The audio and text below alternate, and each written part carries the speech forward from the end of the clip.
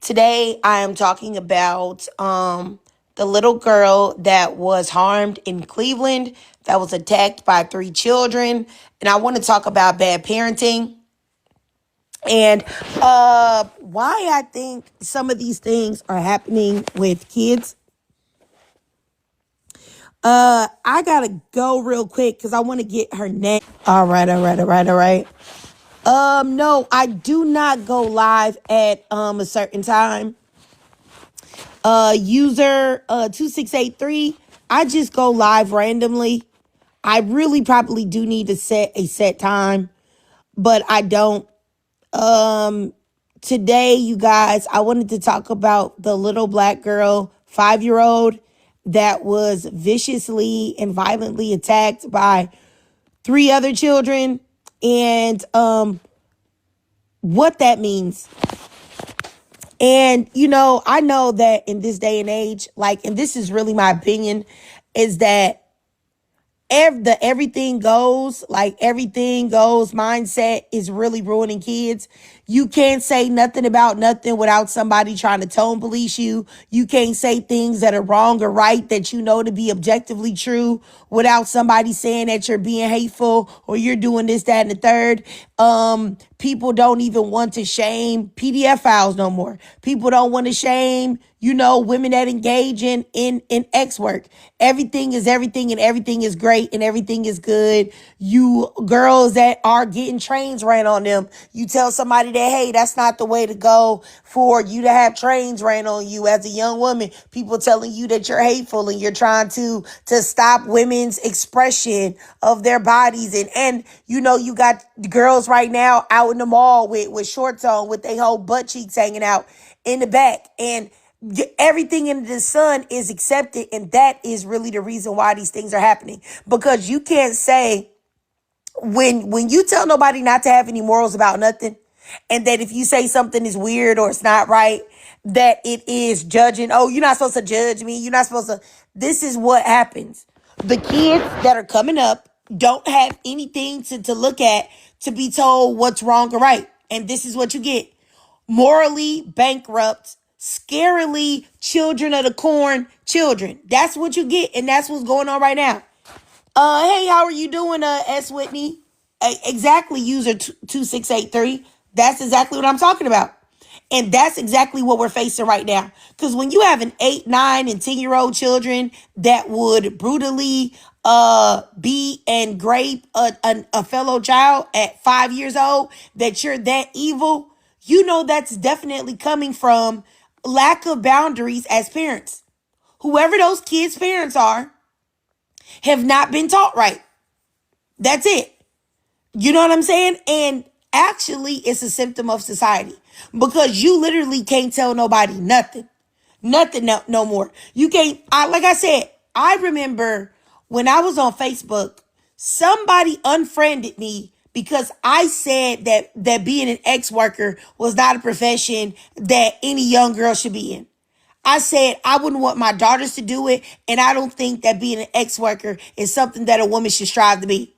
This lady went back and forth with me on why being an ex worker is not that bad. Why being an ex worker benefits the world, benefits women, this, that, and the third. And that's exactly what I'm talking about. When you have people that have that mentality raising kids, what do you think is going to happen? Because they're not going to tell them nothing's wrong. They're not going to tell them that hurting people wrong. Y'all get what I'm saying. And that's what I'm telling you. That is what the next generation finna be. What's the young kids coming up now? Gen Alpha, I think. The first fully digitized generation, where they growing up with tablets and everything, right with their hand. I think that's Gen Alpha. That is exactly what I'm talking about. Is why society is not going to get any better. Because you literally can't tell anyone anything about anything. You would think that telling somebody that X work is not the way to go, that would be something that you could easily tell people. You cannot. People will tell you crazy. So you think you going outside on the street corner and having intercourse with you think you going on the street corner and selling your body to multiple men is something that's okay? That's what you think? That, or you telling kids, hey, you shouldn't have intercourse, wait till you get married. Then people talking about virginity is a social construct. Why are you telling people to preserve their virginity?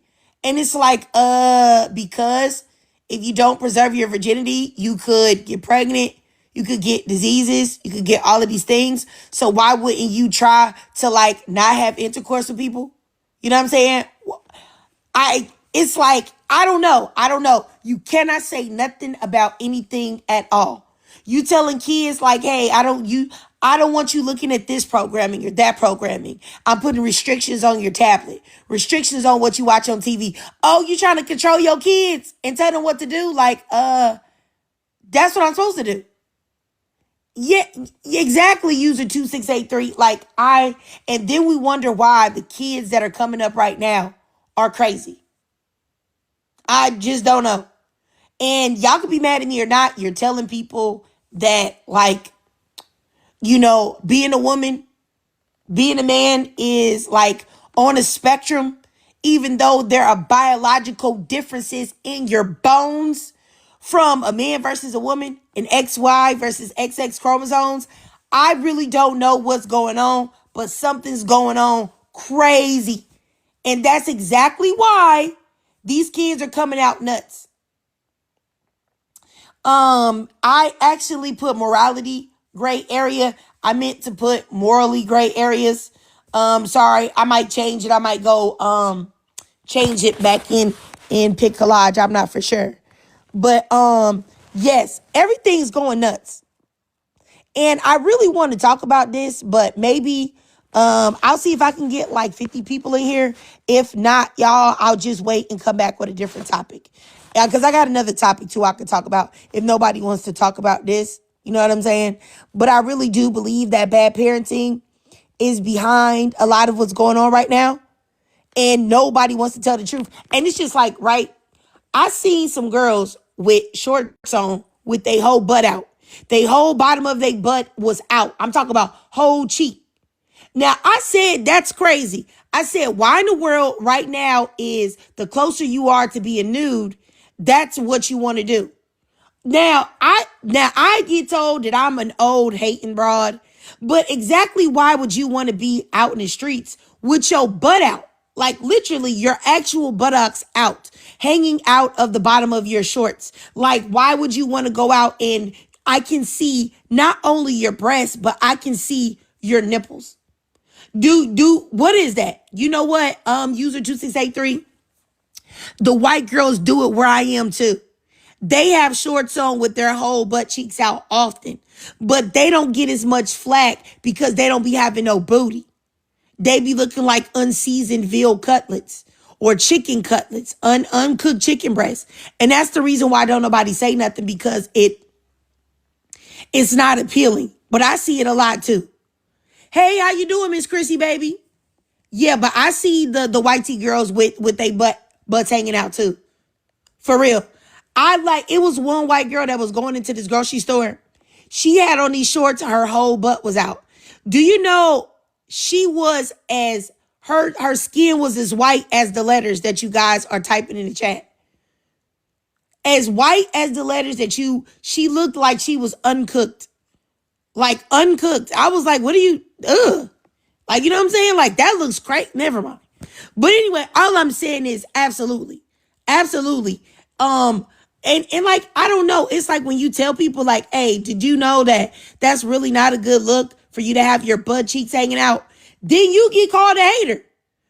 Somebody tell you a hater. Oh, you old washed up broad. You just like, I was like, oh, okay. Whoa there. All I'm saying is that why is it that the younger women think that it's the sexiest that you can be is the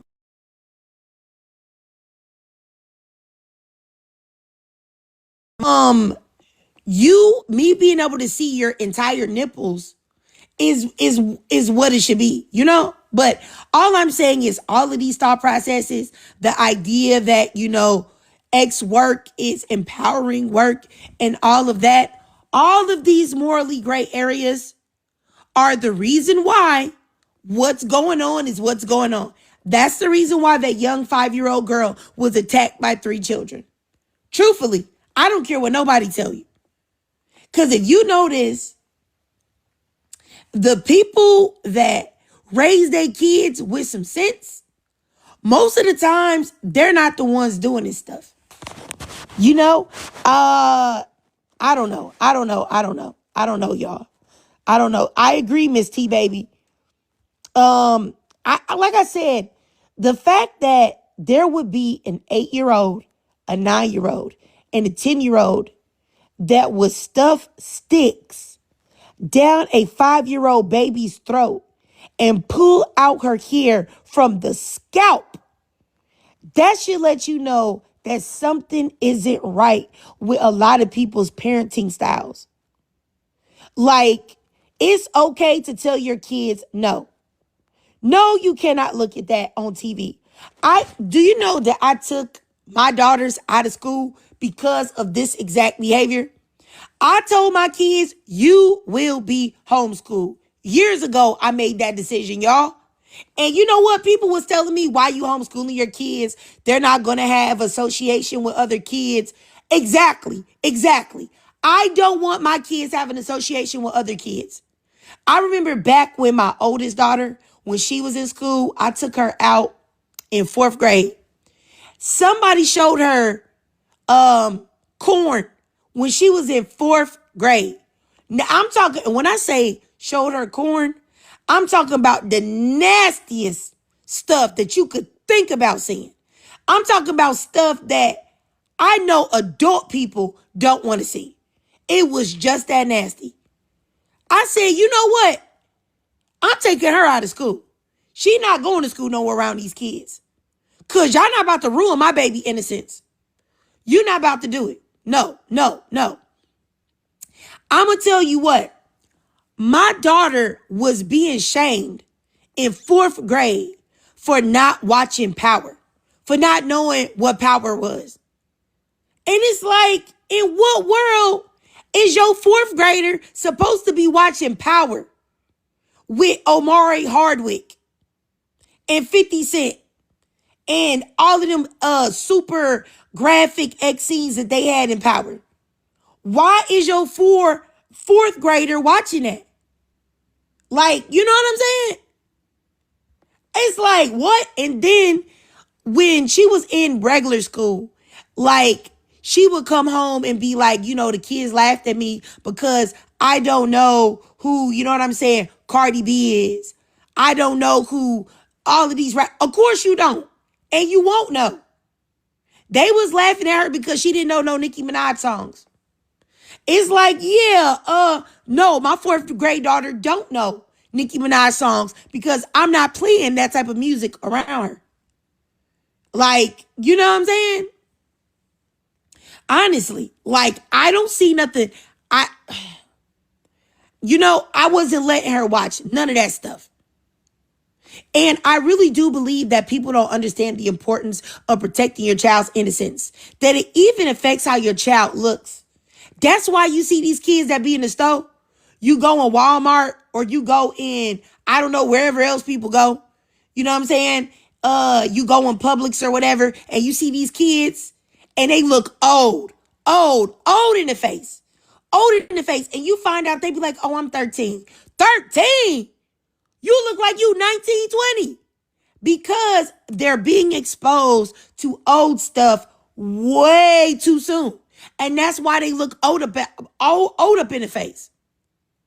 Where I live at, right? I see the kids get picked up. I see some of the high schoolers get picked up. They look 35.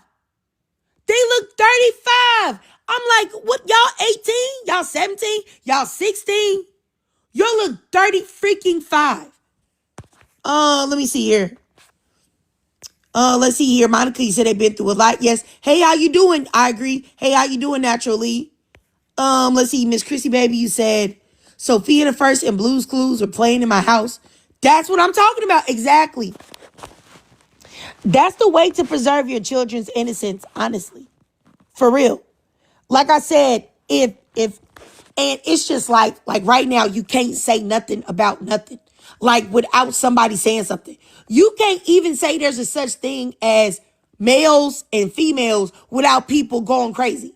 And honestly, that is the exact reason this type of pushback on reality to fit people's delusion is the reason why these kids is crazy and messed up in the head. Hey, how you doing, D? That's exactly why, honestly. And nobody wants to talk about that. Nobody wants to talk about it. Nobody wants to talk about the fact that this is the reason why the kids is going nuts. This is the reason why the kids is going crazy. This is the reason why they don't have any moral compass. This is why right here. Like, and I really wish that people would make the connection. Like, but it's like nobody's making a connection.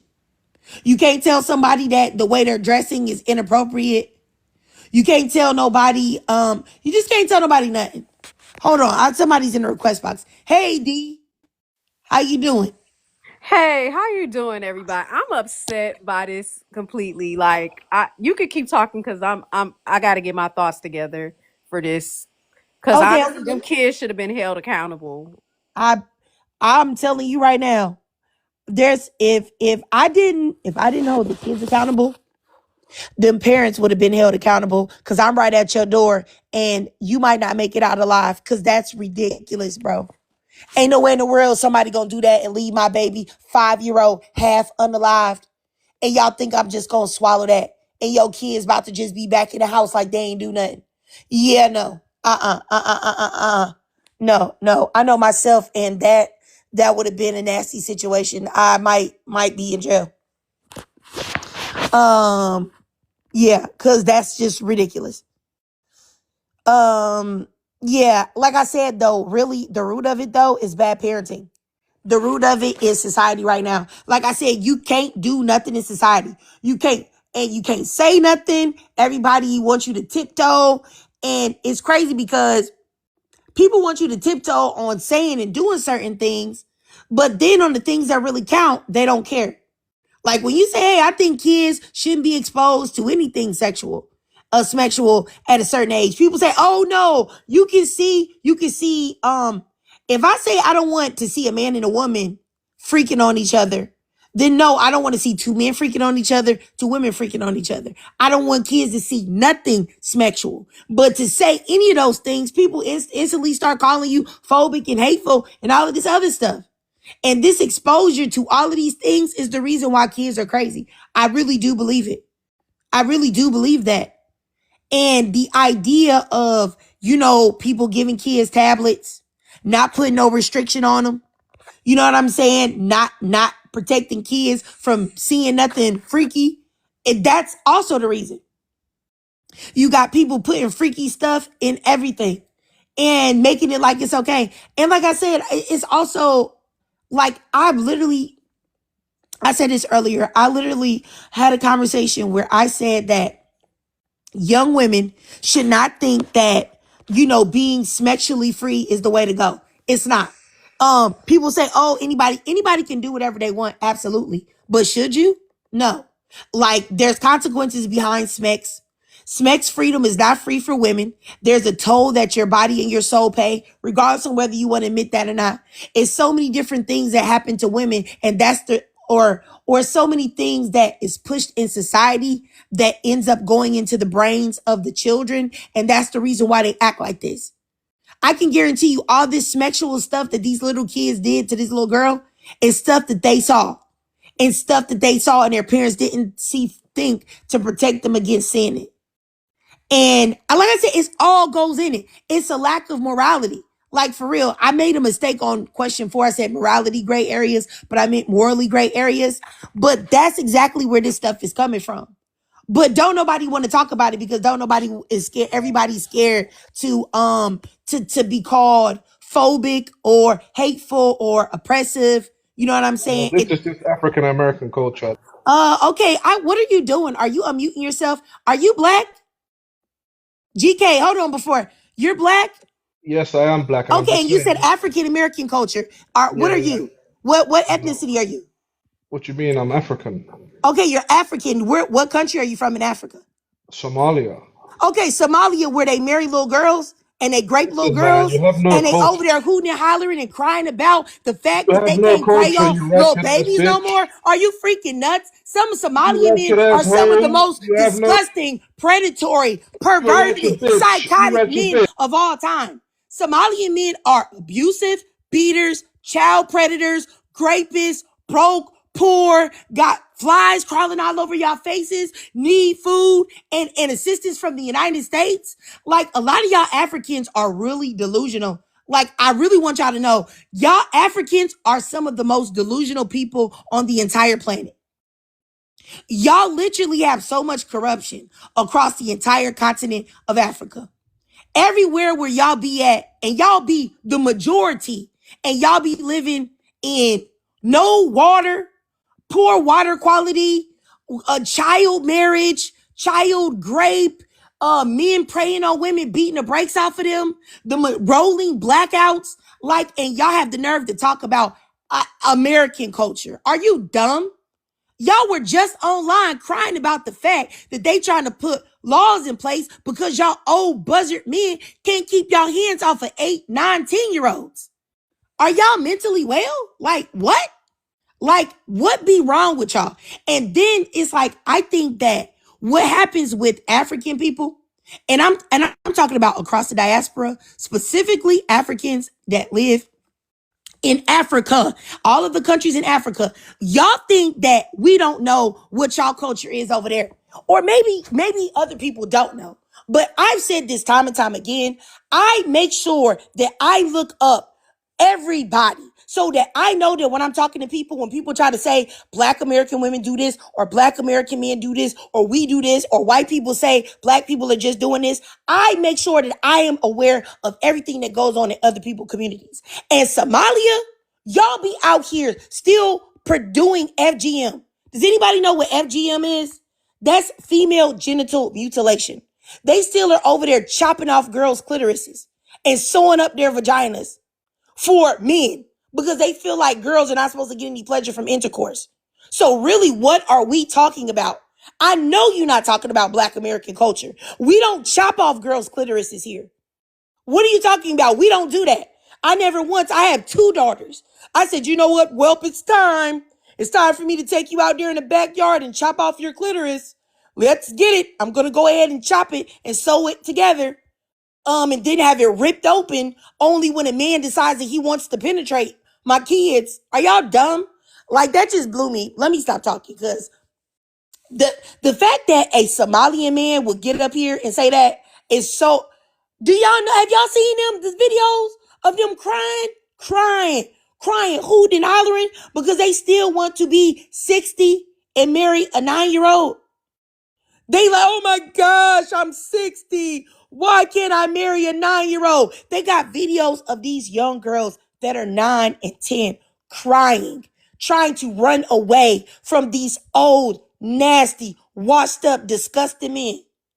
Like, y'all gotta get a grip. Get a freaking grip. Y'all better not see no Africans run around here and talk about this black American culture.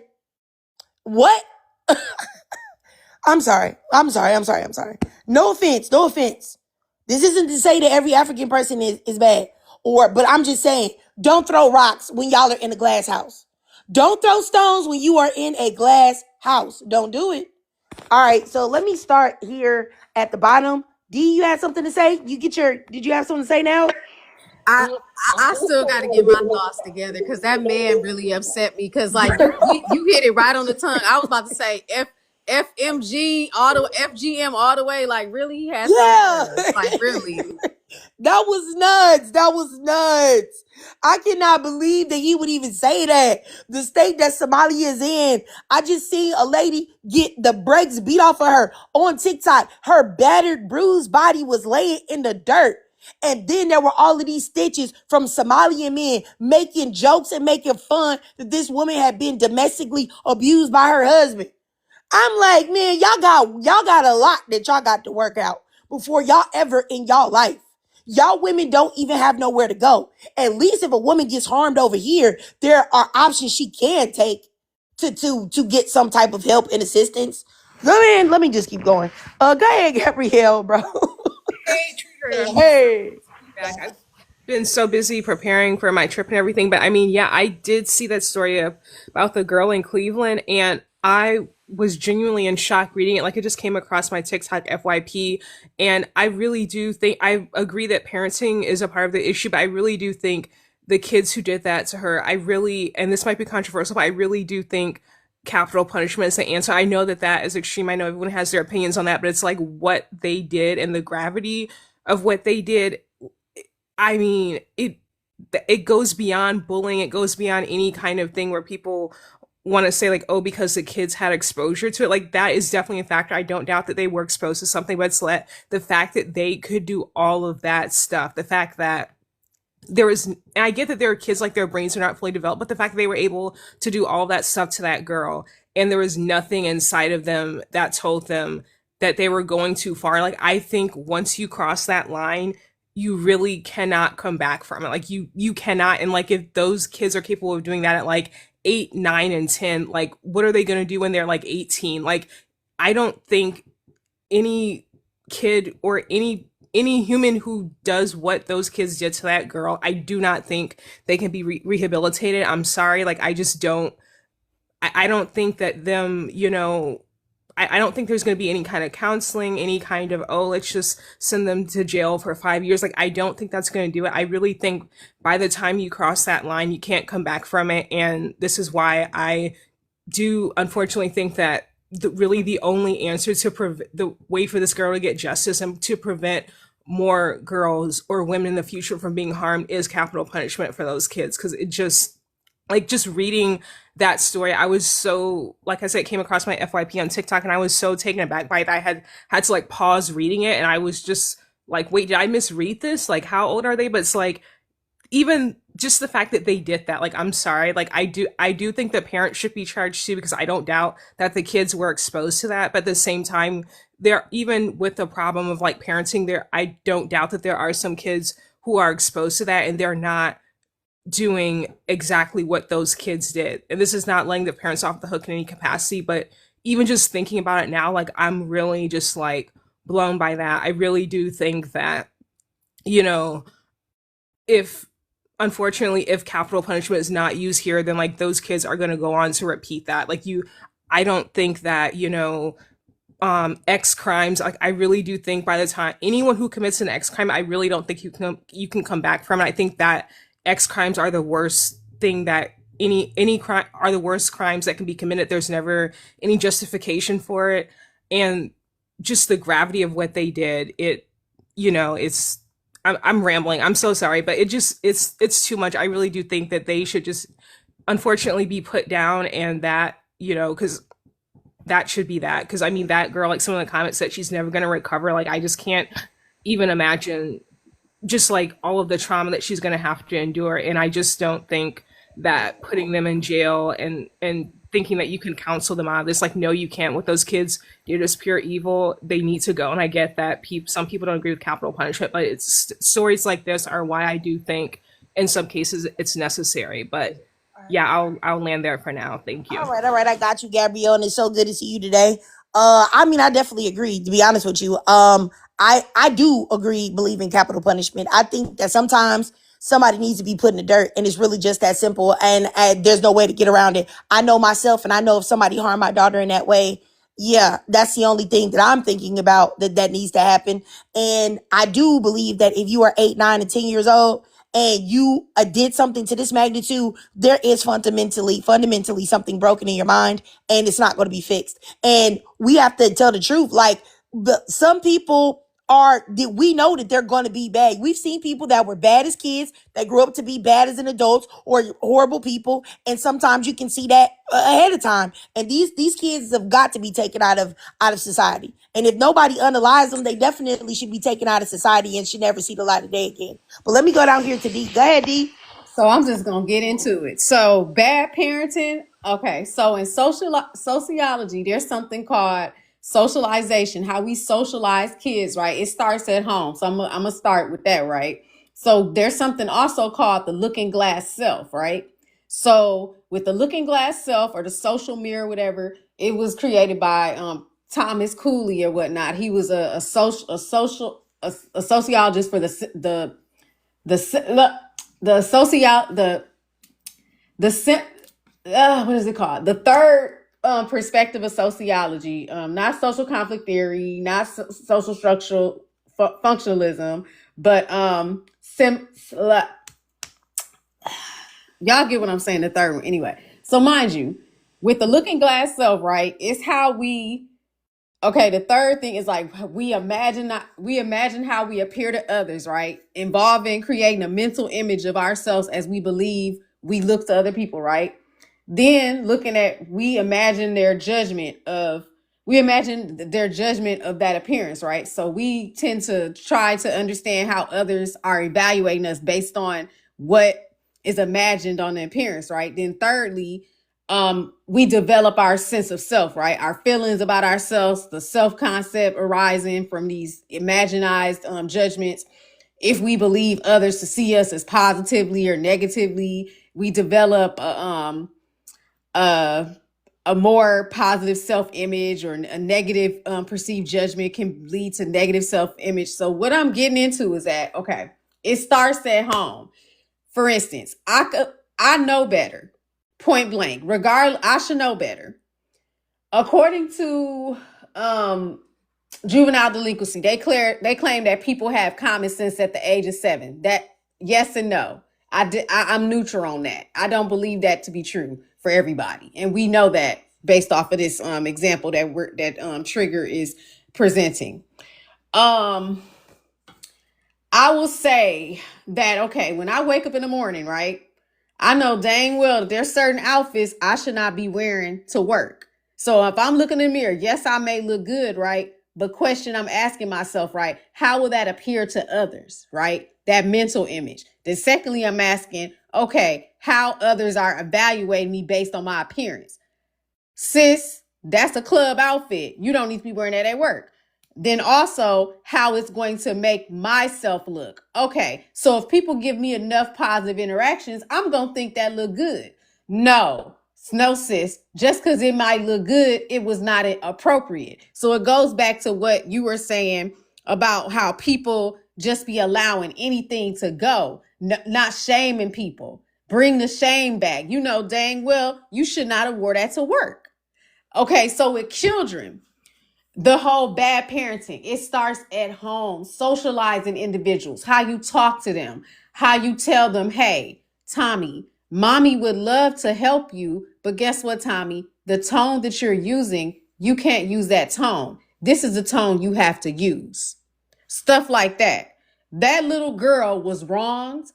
I'm even going back to the code of Hammurabi, where eye for an eye, a tooth for a tooth. You do something wrong to somebody back in the day, they could go do something wrong to you. What they did to that little girl was wrong. Then to try to justify it, saying, well, it wasn't the family, it was neighbor. It don't matter who it was wrong.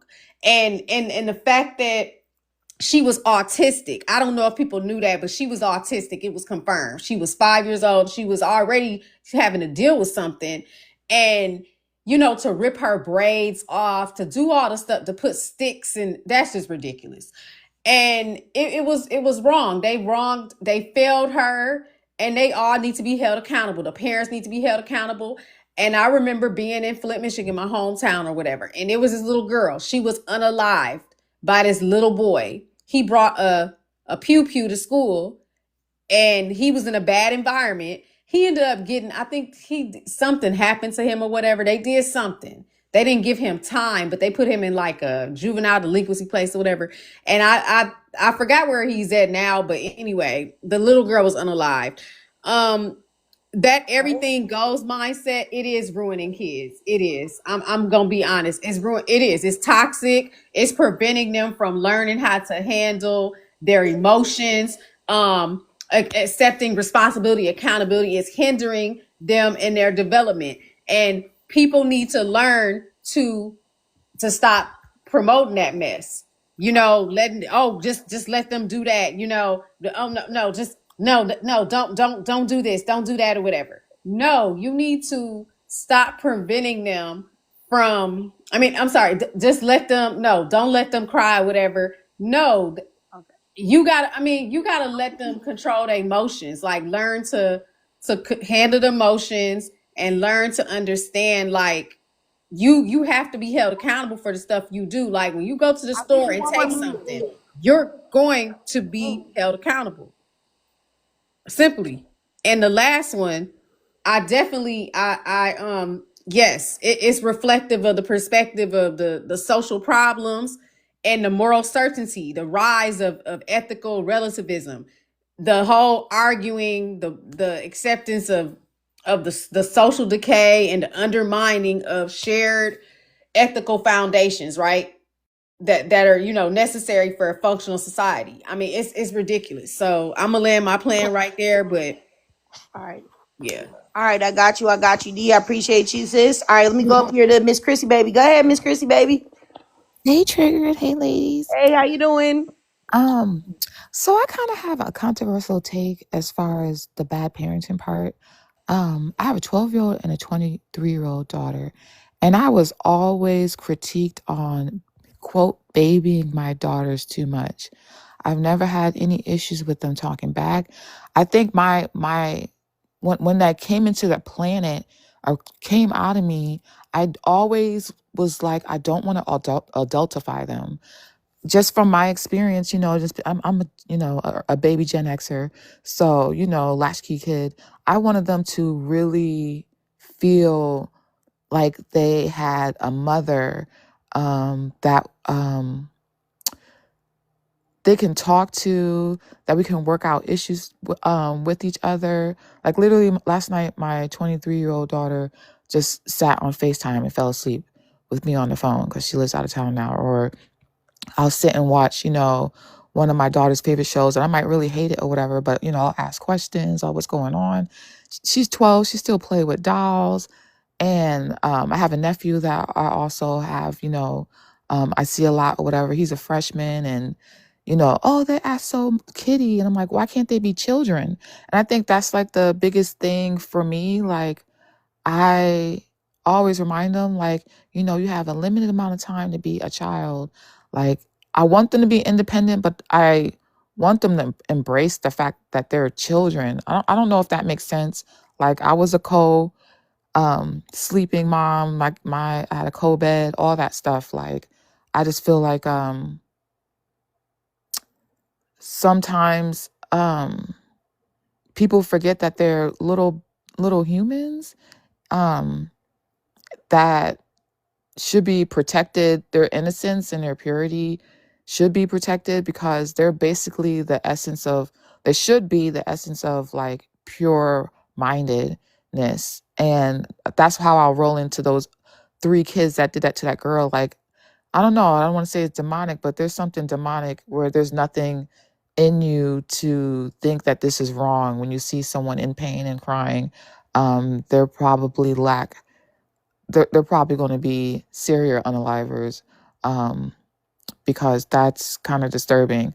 I'm sure their parents are at fault just for the fact that they didn't notice that there was some like malfunction with your child. Like there had to be signs prior to this before they did all of this. I just fail to believe that.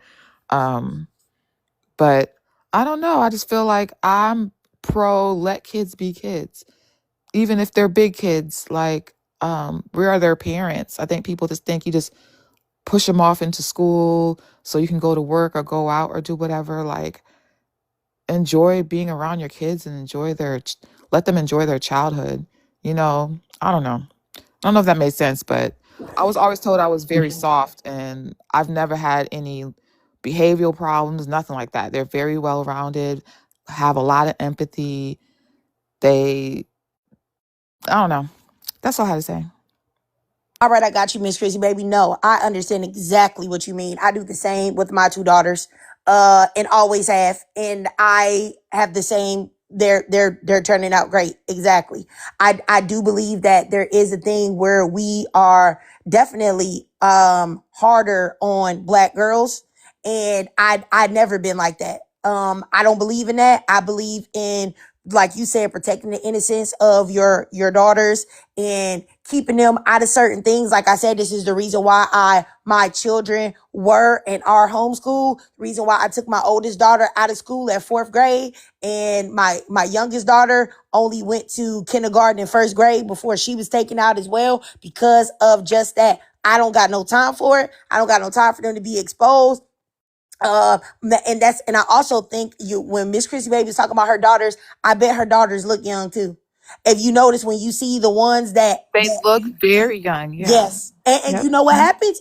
I think it's also something that happens on the spiritual level. Like when you let them be exposed to all of that old stuff, you don't try to protect their image, you don't try to do nothing, they end up looking old. That's why, like, honestly, when I see some of these kids in the housing community that I live at, when they get off the bus, some of the high schoolers and junior hires, they look old as all get. I'm like, dang, y'all look like y'all 30. Like, what the heck is going on? You talking about you 12, you 14, you 16, and y'all look like old people. And I'm like, what is going on? And it's also on a spiritual level. I honestly do believe that. That's why it's so important to protect your kids. It's nothing wrong with you telling them, don't look at this. Oh, they can't watch this. They can't do it. It's nothing wrong with you telling them no. It's nothing wrong with you punish them. That's what you're supposed to do as a parent. You're supposed to be the ones to make the decision. And right now you got people saying, oh yeah, I'm going to let my kid be something else and they only 8. What do they know? Like, how do they know anything? And you just letting them do all of this. It's just all crazy. And then people wonder why the kids are actually going nuts. It's really wild to me. And I did want to respond to somebody in the comments too.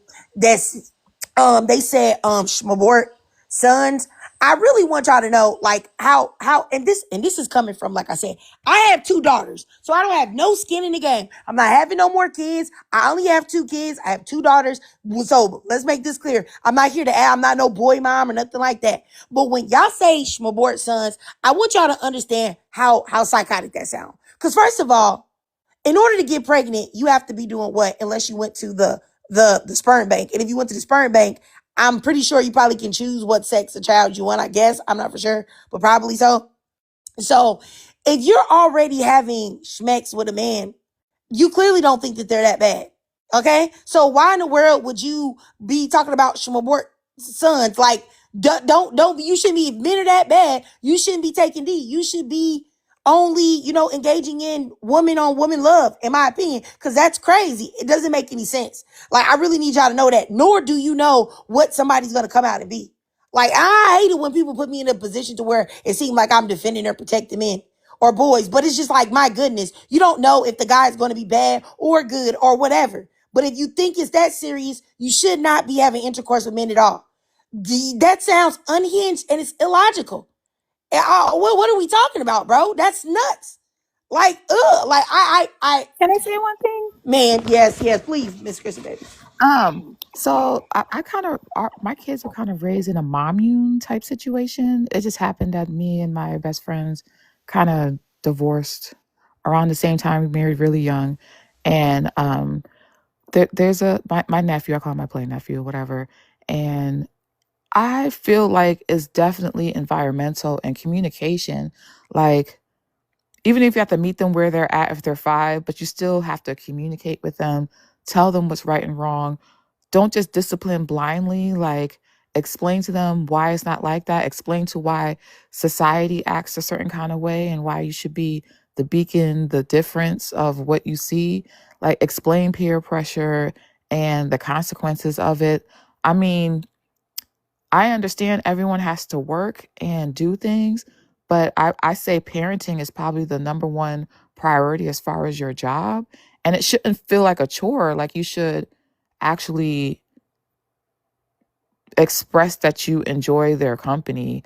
Like, when you're cooking, have them be there. Like, not the son just sitting on the couch, playing video games. Like, come on, come cook with all of us or whatever. You know what I mean? Like, I do think, there are inherent things about men. And I do think maybe when they grow up, once they get into society, you could do your best of the seeds you plant. But I mean, I'm seeing a 14-year-old child that, um, that embraces his childhood still. Like, freshman year, he's like, wow, this is like, I don't know, this is so weird for me. Like, he's a little kind of different, if that makes sense. And I think sometimes people think if a child is expressive and it's a male child, that there might be like GA, you know what I mean? But that's not the case. Like, you can teach and guide them towards emotional regulation and intelligence and stuff like that. Just from my observation so far, it's only 14 years. We'll see how that goes, but I don't know. It takes work. It probably takes more work with a boy than the work we quote supposed to do.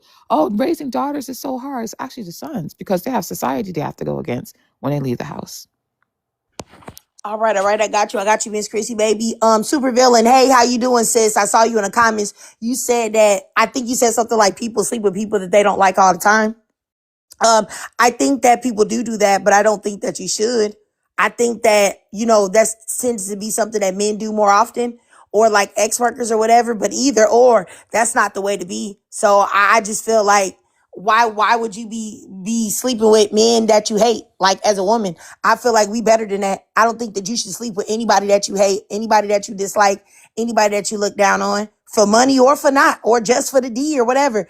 I think that's, man, I don't like to use this word because it's like a buzzword, but I'll just say it. I think that's low vibrational.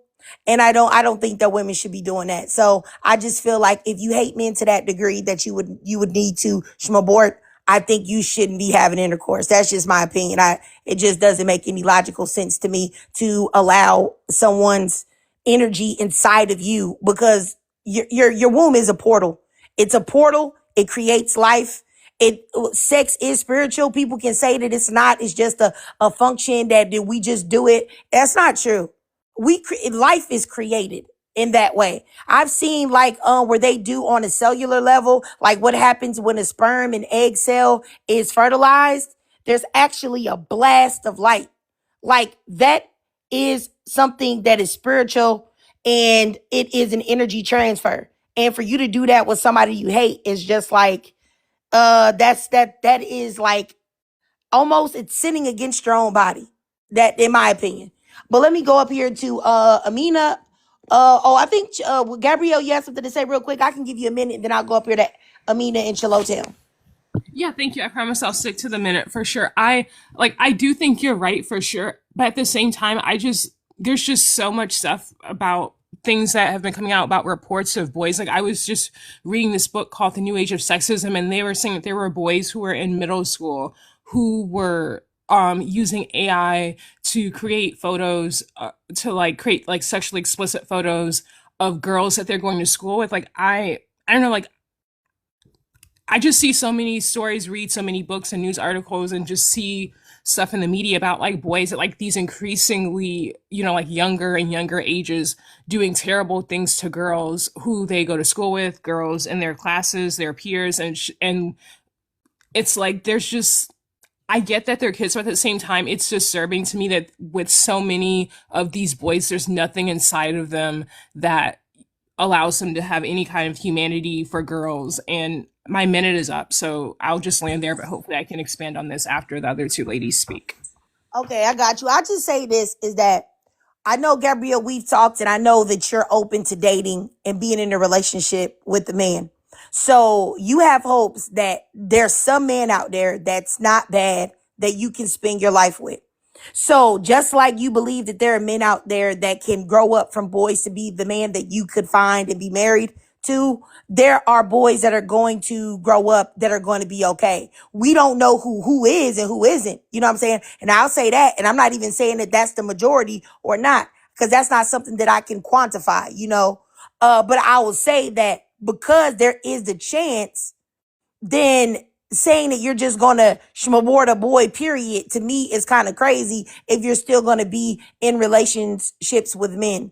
That, and also just added to the fact that, are we forgetting that to make a woman, to make a girl, a man is 50% putting in on that.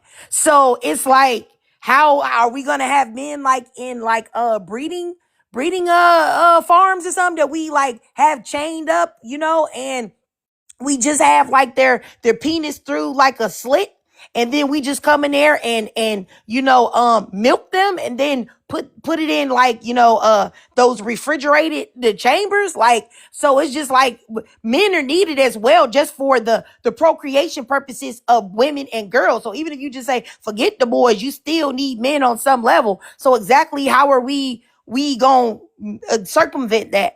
And I just, I don't know. Like I said, I don't want to make it seem like I'm trying to defend men. I'm not. I just say that we have to think rational about these things. Like what, you know what I'm saying? It's like you can't have it both ways. You can't say you want to be with a man and look for a man, but then we got to abort boys because they're so terrible. Or men are so terrible and disgusting human beings to society. But boy, I sure want to take some dick though. Come over here and hit it from the back. I mean, not to be vulgar, but I'm just saying it just doesn't make any sense. That's why I respect women that if you say that you don't like men and that's how you feel and you don't even think boys should be born, I better see all female all day 24/7. That's all that you are entertaining on a personal level. Now I know that you may not be able, you may have to engage with men at work and other places, but other than that, y'all get what I'm saying. Let me just keep going. Sorry, I probably went too far.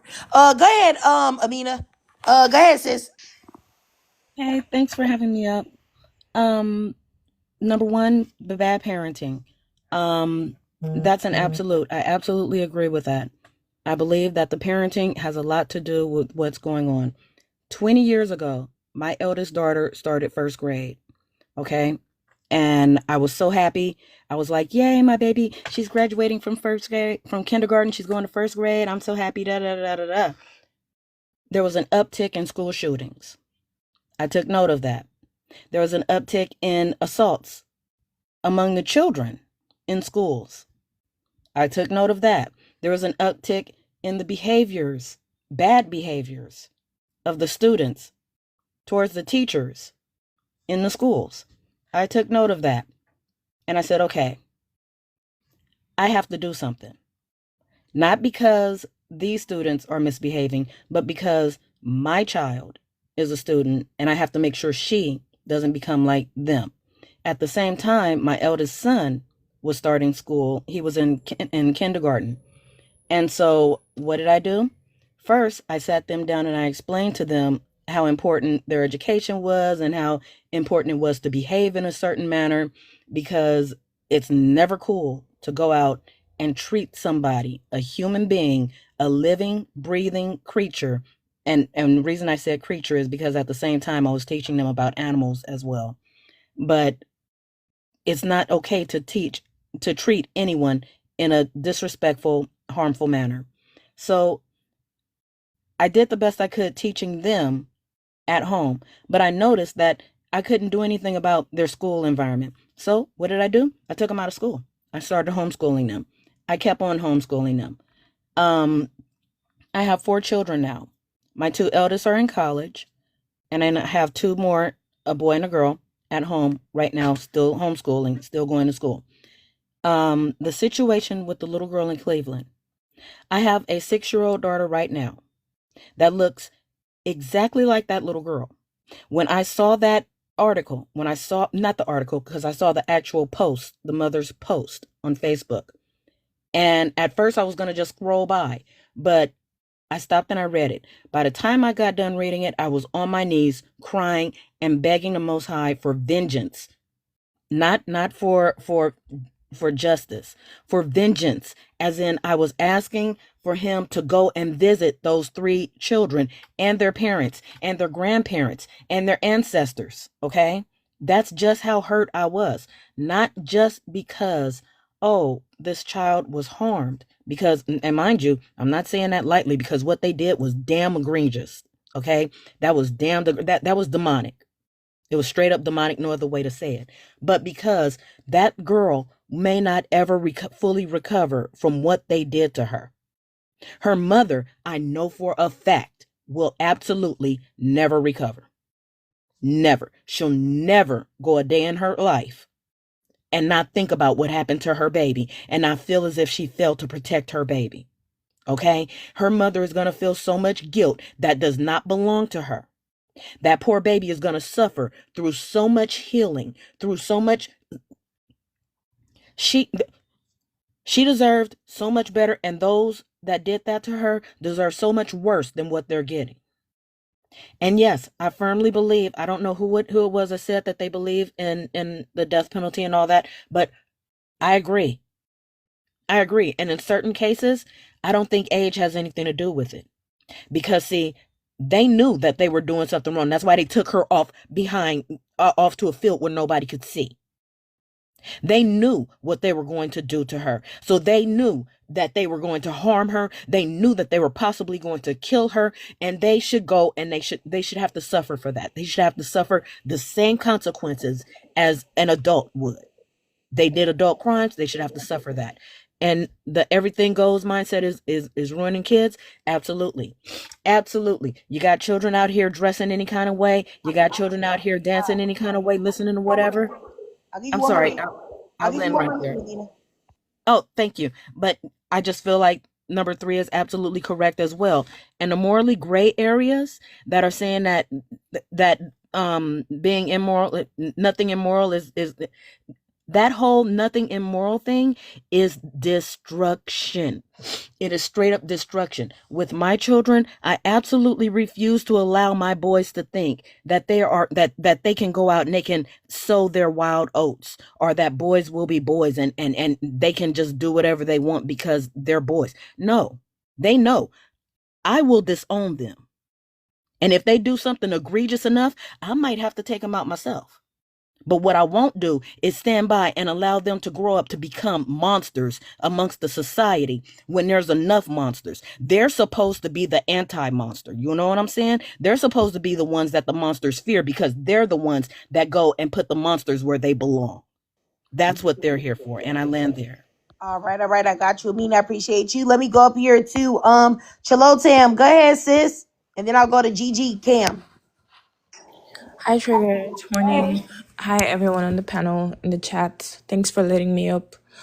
I saw the story yesterday and it really broke my heart because I can't help but feel like, and I'm not making any excuses for the kids who did this, but as I get older, I can't help but feel like the spaces for children to exist in and just be children doesn't exist anymore. Like I'm older Gen Z, right? I'm 26. But I remember growing up and we had stuff for, teens and kids. Like we'd watch Disney Channel, we had the Hannah Montana, everything. Like there were spaces for kids to exist and be kids. And now we have I don't even know if to call them like iPad kids where, parents are busy. So they're trying to keep their kids occupied. And then they lurk their way into YouTube and red pill spaces and listen to how men just talk so violently about women and end up committing these atrocious acts. And I definitely agree with the fact that they need to be taken out of here. Because if you have the ability to know that, okay, yeah, this thing I'm doing is really bad because they did it, in secret, then you should have the ability to bear the consequences as well. And it really bothers me because I don't even know if I want to have boys at this point. And I recognize that that's a hypocritical thing to say because I do want to get married. But the way I grew up, I have 4 sisters. There's more women in my family than men. I have just one brother. And I've always seen the differences between how men and women or how boys and girls are raised. And I really just don't want that for myself or for my family.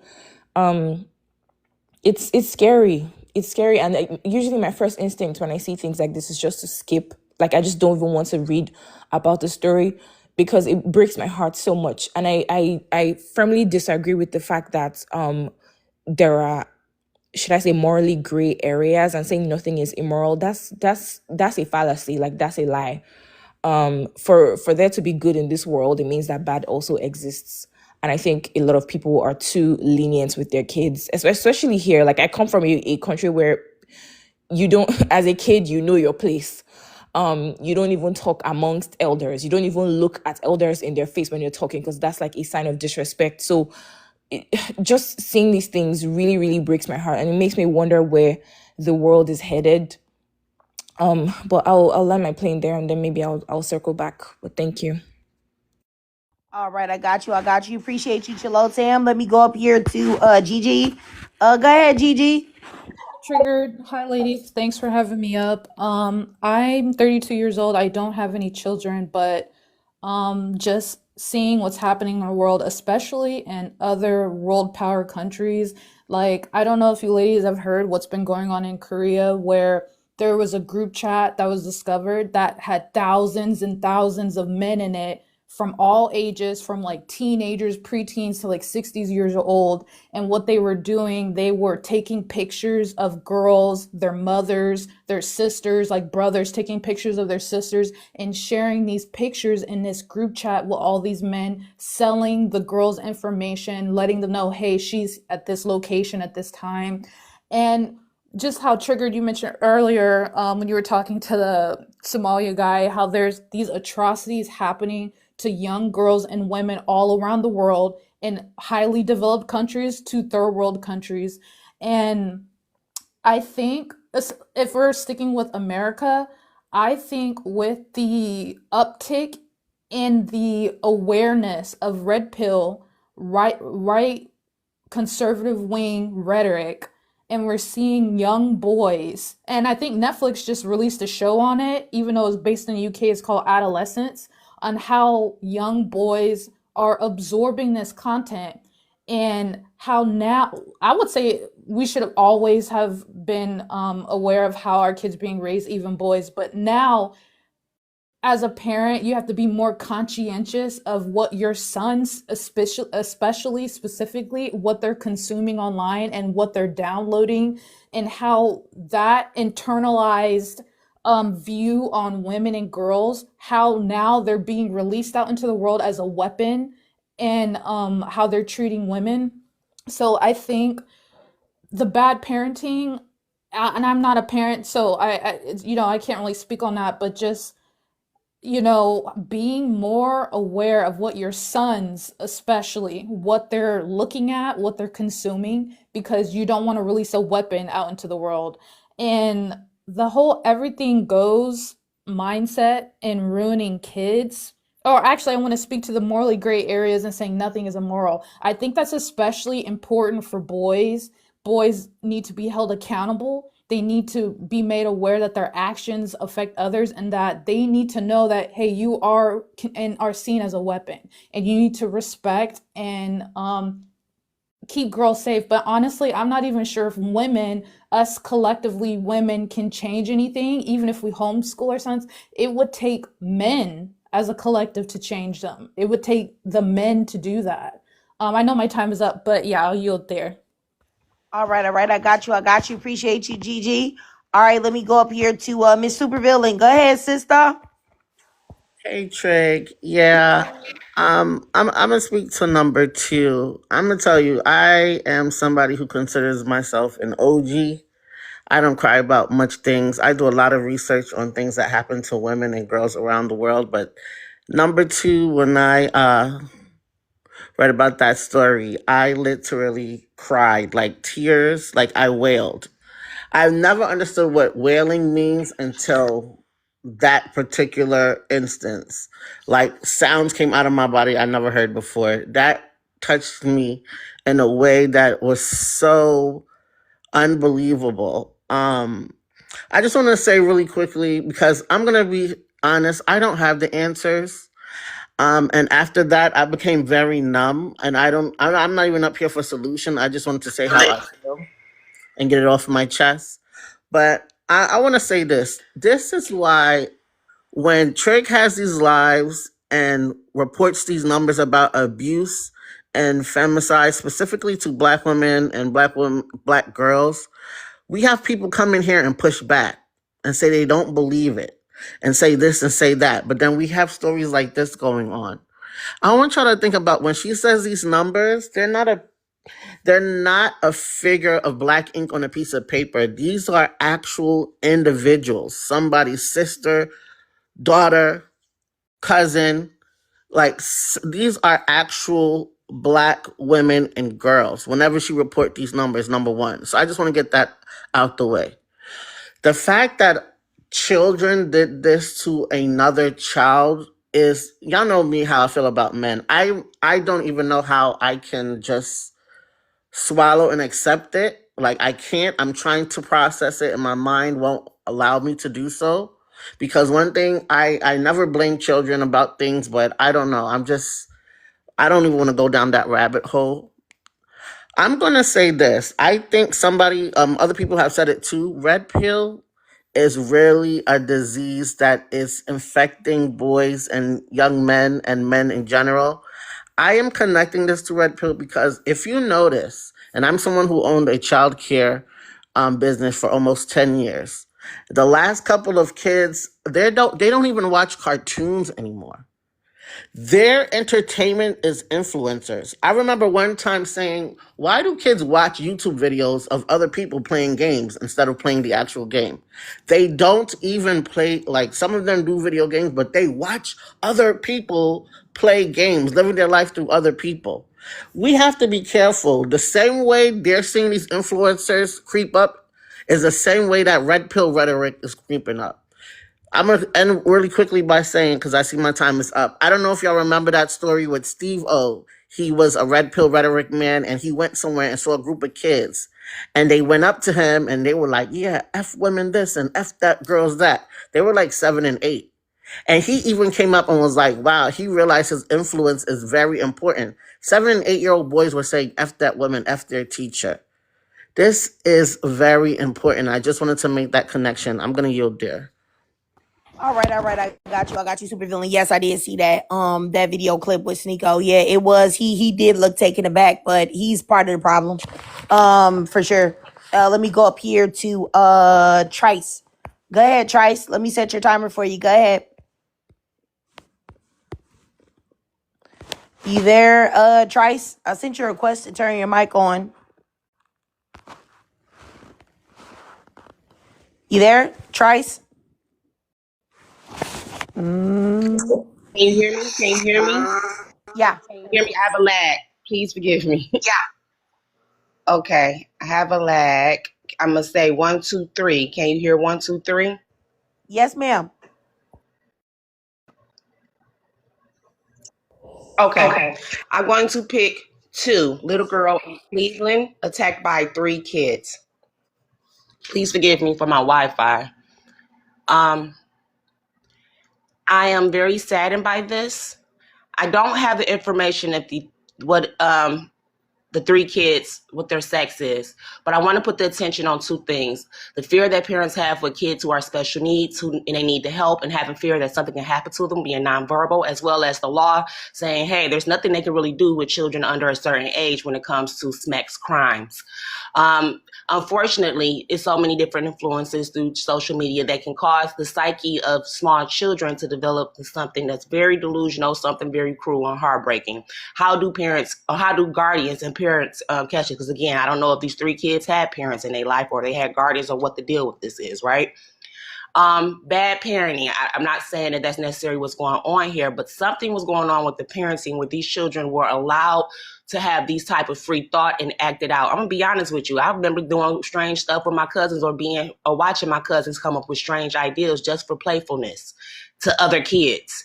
It wasn't this extreme, but it definitely was questionable. So if I know that it's in our psyche, and some of these people have grew up to be nurses, engineers, realtors, and everything else, the question is prone to anybody. They need to teach psychology in middle school. Yeah. Trice, I had a question. What ideals did you have? See, the timer was run out. So when it came to them 3 areas, I'm not saying I have a solution, but I can address what the issue is. The issue is that if a person is dropping off their kids, we should stop thinking that older kids. Yes, I restarted your timer. I wanted to ask you, like, when you said that, like, you had weird ideas and stuff, and like kids have weird ideas. I said, what ideas did you have that you would consider weird?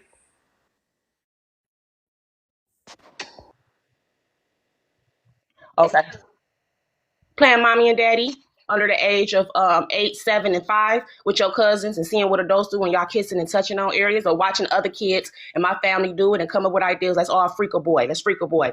We run up on siblings and everything like that, or cousins, and we all just start dancing on them and stuff like that. it's strange stuff that as ideals when a group kids, that group mentality, oh, that's all I do, this and that. Okay, I got it. I do want to say this. We got to stop trusting older kids with little kids when they go off as supervision. That was an issue. Why would you let these all small kids go off without an adult? Just because somebody got long legs don't mean they need to be the head of supervision. Go with y'all big cousin. Y'all listen to them. Stop doing that because they can be having deviant ideals as well too. They irritated. They bother. Who said they have the capacity to watch small kids? Okay. You want to continue? Yeah, yeah, you still No, got where it. I say the timer. Yeah, you still got time. Oh. Yeah, so these are similar ideals, sensations. Some watching television. I remember watching New Dan show that just let you know how old I am as a small kid and get a sensation like ooh and arouse.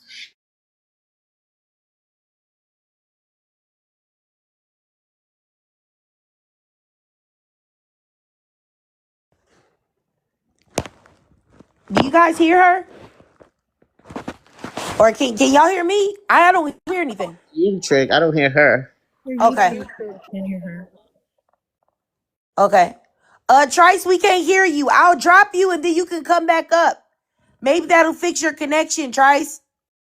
I'll just say this, you guys. As far as the playing house thing and kids like experimenting sexually and things like that, I actually think that that's like something that's normal that happens with kids. You know what I'm saying? I think that it's natural to be curious about each other's sexual parts and all of that other stuff. I'm no child psychologist, but I really don't know a person that hasn't done something on that level as a child growing up. Maybe not to that degree, but some type of sexual curiosity with yourself or others. But I do think that this situation about the little girl being attacked, and the hair ripped from her scalp and people, violating her with sticks and things of that nature and strangling her with her own shirt and leaving her for dead. That is not normal behavior. That is abnormal behavior. And I don't think the average run of the mill child does that type of activity. Yeah. Now the other stuff, I don't know. Y'all, somebody in the comments said not with your own family members. Maybe not. Yeah, I mean, I guess I don't know. I don't have any brothers or sisters. So I don't have any family like that. So I can't speak on that. But I know that I've talked to like friends and stuff, and they not their brothers and sisters, but people talk about like like I say, inappropriate contact, but but y'all get what I'm saying. I ripping somebody's braids from their scalp and almost unaliving them is totally different than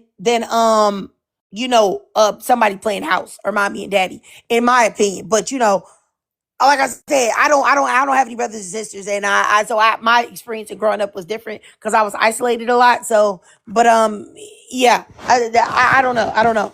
But I think Gabrielle had something to say. Go ahead, Gabrielle. Let me start your timer, sis. Go ahead. Yeah, thank you. I just kind of wanted to speak more to the thing about boys because, like, I do get what you were saying. I do agree with a lot of it. And I guess my only like point of contention would be like even if like a woman does meet a guy who's like a genuinely good man and he's like upstanding and he's an outlier, that could very well apply to that particular man. But that wouldn't mean that like his son, if they had a son per se, would necessarily be the same as him. I mean, his son could be like a great man who grows up and like treats women well and is respectful and is like a mentor to other boys. That's definitely a possibility. But then there's the possibility that's the opposite of that. And unfortunately, there's more of the opposite in the world today than there is of men who are like upstanding and decent and, of good character. And I'm just speaking for me. For me, I just have been reading so much stuff lately about a lot of the stuff that like increasingly younger and younger boys are doing to the girls that they go to school with, reading about girls who have like unalived themselves because of like this rise of like AI photos and like these boys who are passing around these like digitally altered photos of girls. And it's like so many of them. Again, I get that it's not every boy. I'm not saying that it's like every boy, but there's so many of these boys who genuinely do not have any kind of humanity for women. We see it with the little girl in Cleveland. We see it with the boys who ran up to Sneeko.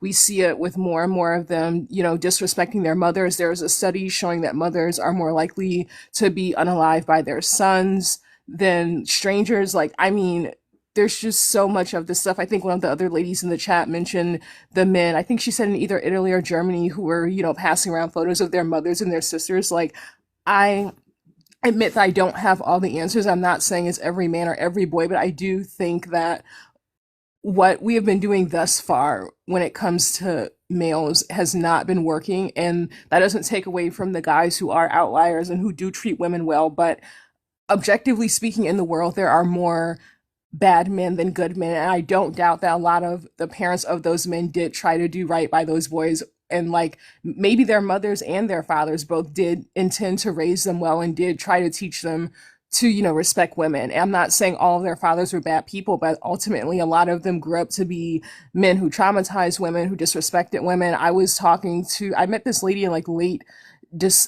September at a bar, and she was telling me about like how these guys in a fraternity like SA'd her and like videotaped it and passed it around. It's just so many stories like that exist. There are so many women who've been traumatized by men, and so it's like I just feel like something has got to give at some point, and like what we're doing when it comes to men and boys is not working, and they're just getting more violent and more misogynistic and making the world, increasingly less safe for women and girls. But I'll land there for now.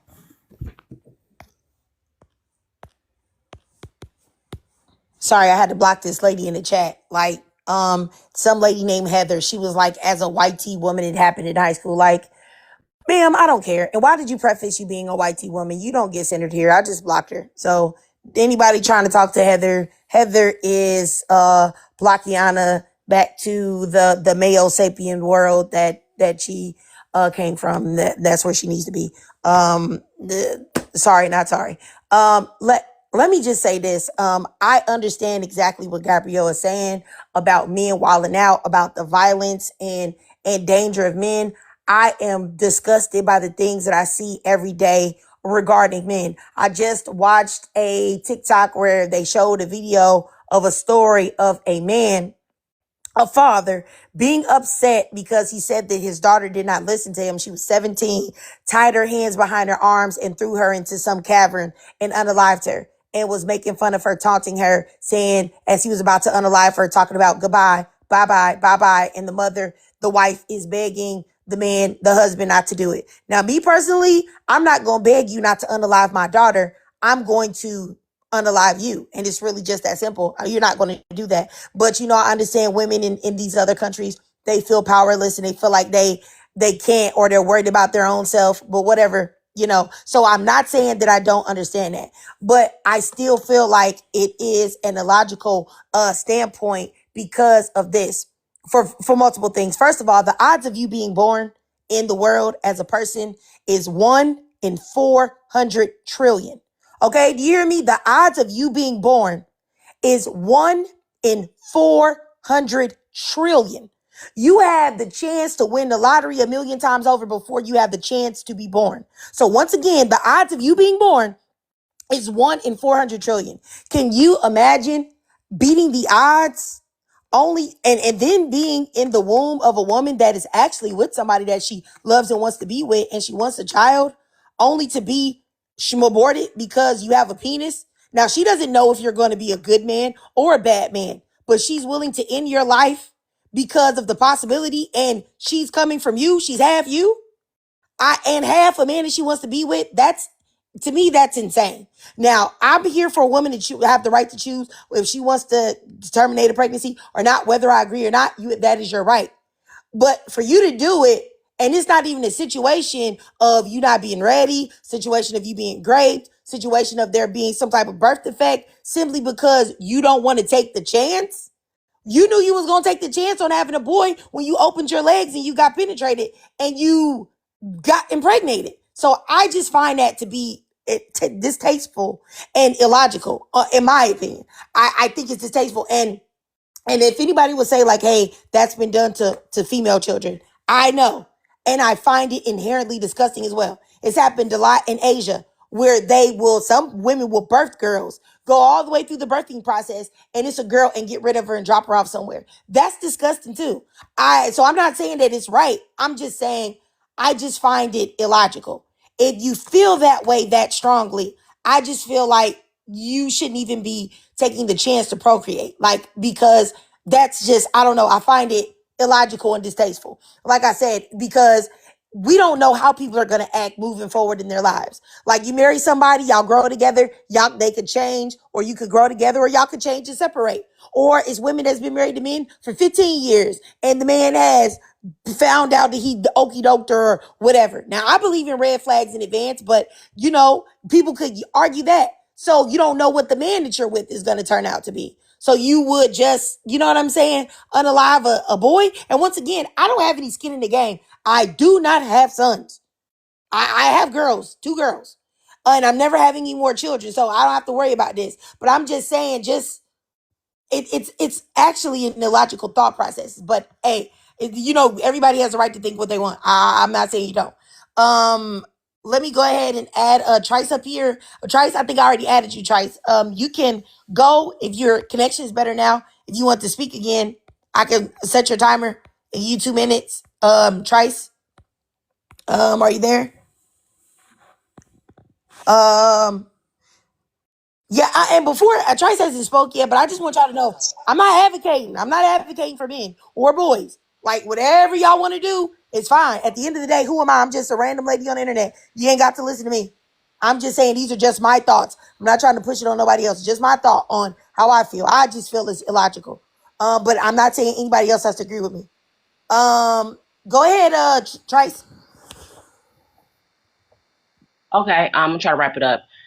Psychology is definitely involved with this when getting an understanding of what the psychology of these children are and what they can turn out. The issue is, do they already have diagnosis and was anything being done with it? Most of the time, parents already can tell something is going on. They go get primary checks, something is called out, or something in the school is calling something out with behavior. So I definitely think that psychology should be taught in middle school to give both parents and children an understanding how to identify things in themselves and with others. I do believe that we need to stop trusting other minors with minors, even teenagers with kids. I don't care how much of a good attitude they show, because when it comes to patience and what this teenager interests are, they can quickly drop the ball when it comes to kids younger than them. I definitely believe social media and all the accesses to devices that they can swarm their brain with so much information that is both negative and positive can affect their decision making and their interests. This is a very sad thing. I also wish that just because there is no law for children and minors, they need to be put in psychiatric treatment and held there when they do horrendous crimes like this. All right, I got The you. timer is timing. All right, I got you, Trice. All right, let me go. I think Chilotem has something to say. I can give you 2 minutes, Chilotem, and then I'll go up there to Amina.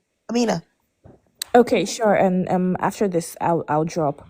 I just wanted to say that I think another issue that I have seen come up a lot is the whole AI thing, and like using AI to undress women and even redress women. Like, there was this whole thing on Twitter that just happened some days ago, and this lady had to privatize her account where she posted a picture and she was wearing she was scantily clad, right?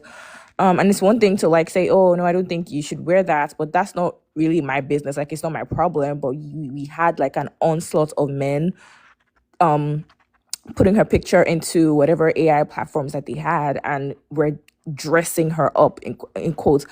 I just find it so disturbing, because I feel like if people can do that, then they can definitely do the opposite. And in my opinion, I think that everything still goes back to men. Boys are more likely to listen to the male figures in their lives, and that's why they gravitate towards those YouTubers, Sneeko, Andrew Tate, and all of them. And how I know this is because I lived with one of my aunts for a whole year. She has 2 boys and 1 girl, and she tried to do some kind of X education. When I say X, like, you know what I mean, X education for her boys, and they told her flat out, "Mom, you're not a man." That's what they said to her, because they felt like it was so awkward, and she had to kind of tell their dad to say, okay, hey, come and do this for the boys. So I really still feel like the responsibility goes back to the men, and they're way too apathetic towards boys and towards children in general for my liking. So I don't know. I'm so weak just thinking about this. But yeah, that's what I want to say, and then I can drop now. But thanks so much for letting me up. No problem, Chilo Tim. I appreciate you, sis. I'm gonna say the side note real quick before I go to Amina. I just want to be on board saying this because I always like to say things before they happen, well, especially if I know that they're gonna happen. I promise you, AI is going to push forth the end of the world as we know it. Now, I'm not even talking about the end of the world like Armageddon or something like that. I'm talking about the reality that you live in, the things that you know, the way life is, you've been raised for them to go. And I mean this for anyone in the entire world. It is going to change, like completely. There are going to be people that are going to violently and viciously abuse AI. I think there are going to be people going to jail, people going to prison, people being accused of doing things that they haven't done. I already was in this thread where they were talking about men right now are using AI to create child porn, which is absolutely disgusting. I have a Sam's Club and a Costco membership, right? In Sam's Club, they have AI scanners now to where they scan, what's in your cart to say of what you have. They are getting AI like cashiers, AI doctors, the way they are able to make certain things look real now. But even though if you have a trained eye, you can see that it's not. AI is going to change everything. They're going to stop people that are creatives. They should be concerned. Writers, actors, models.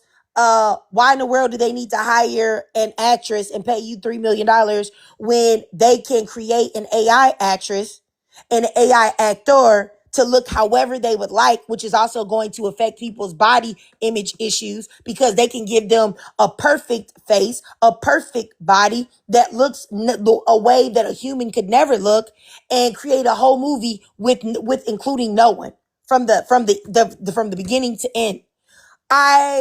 I'm just saying, like, everything is going to change. People are going to misuse this. People are going to misuse this to harm women. People are going to use this to harm kids. People are going to use this to harm Black people.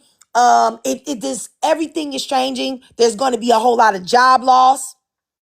People that normally felt like they were doing good, like people with, in my opinion, bachelors, associates, even doctorates, you know what I'm saying? Masters, all of these things I feel like are going to be pushed out because they're going to rely more on that. So if you're in a skilled field where you use your brain, AI can replace you.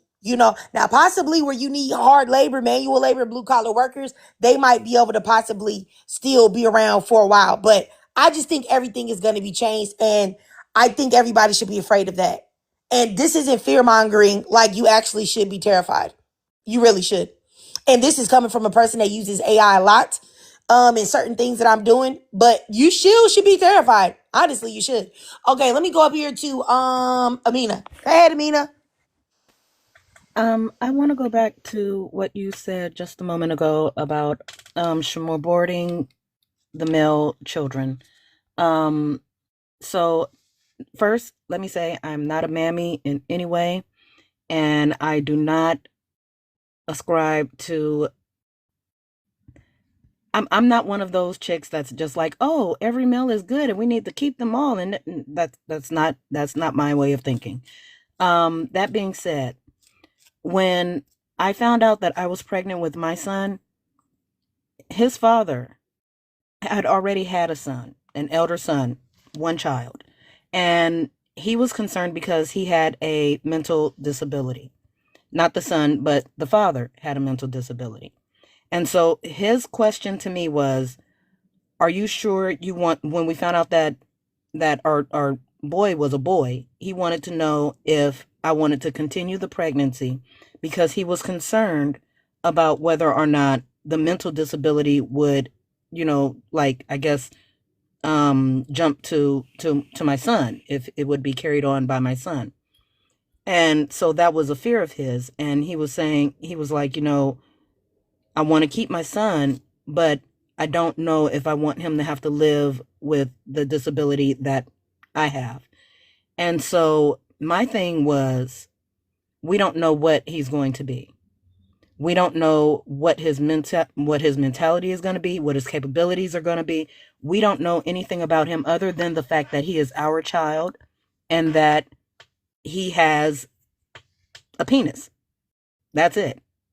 That's all we know at this time. And me being the woman that I am, I can't make a decision, a life or death decision, based on that information, because I'm not one of those women that feel helpless. I don't feel as if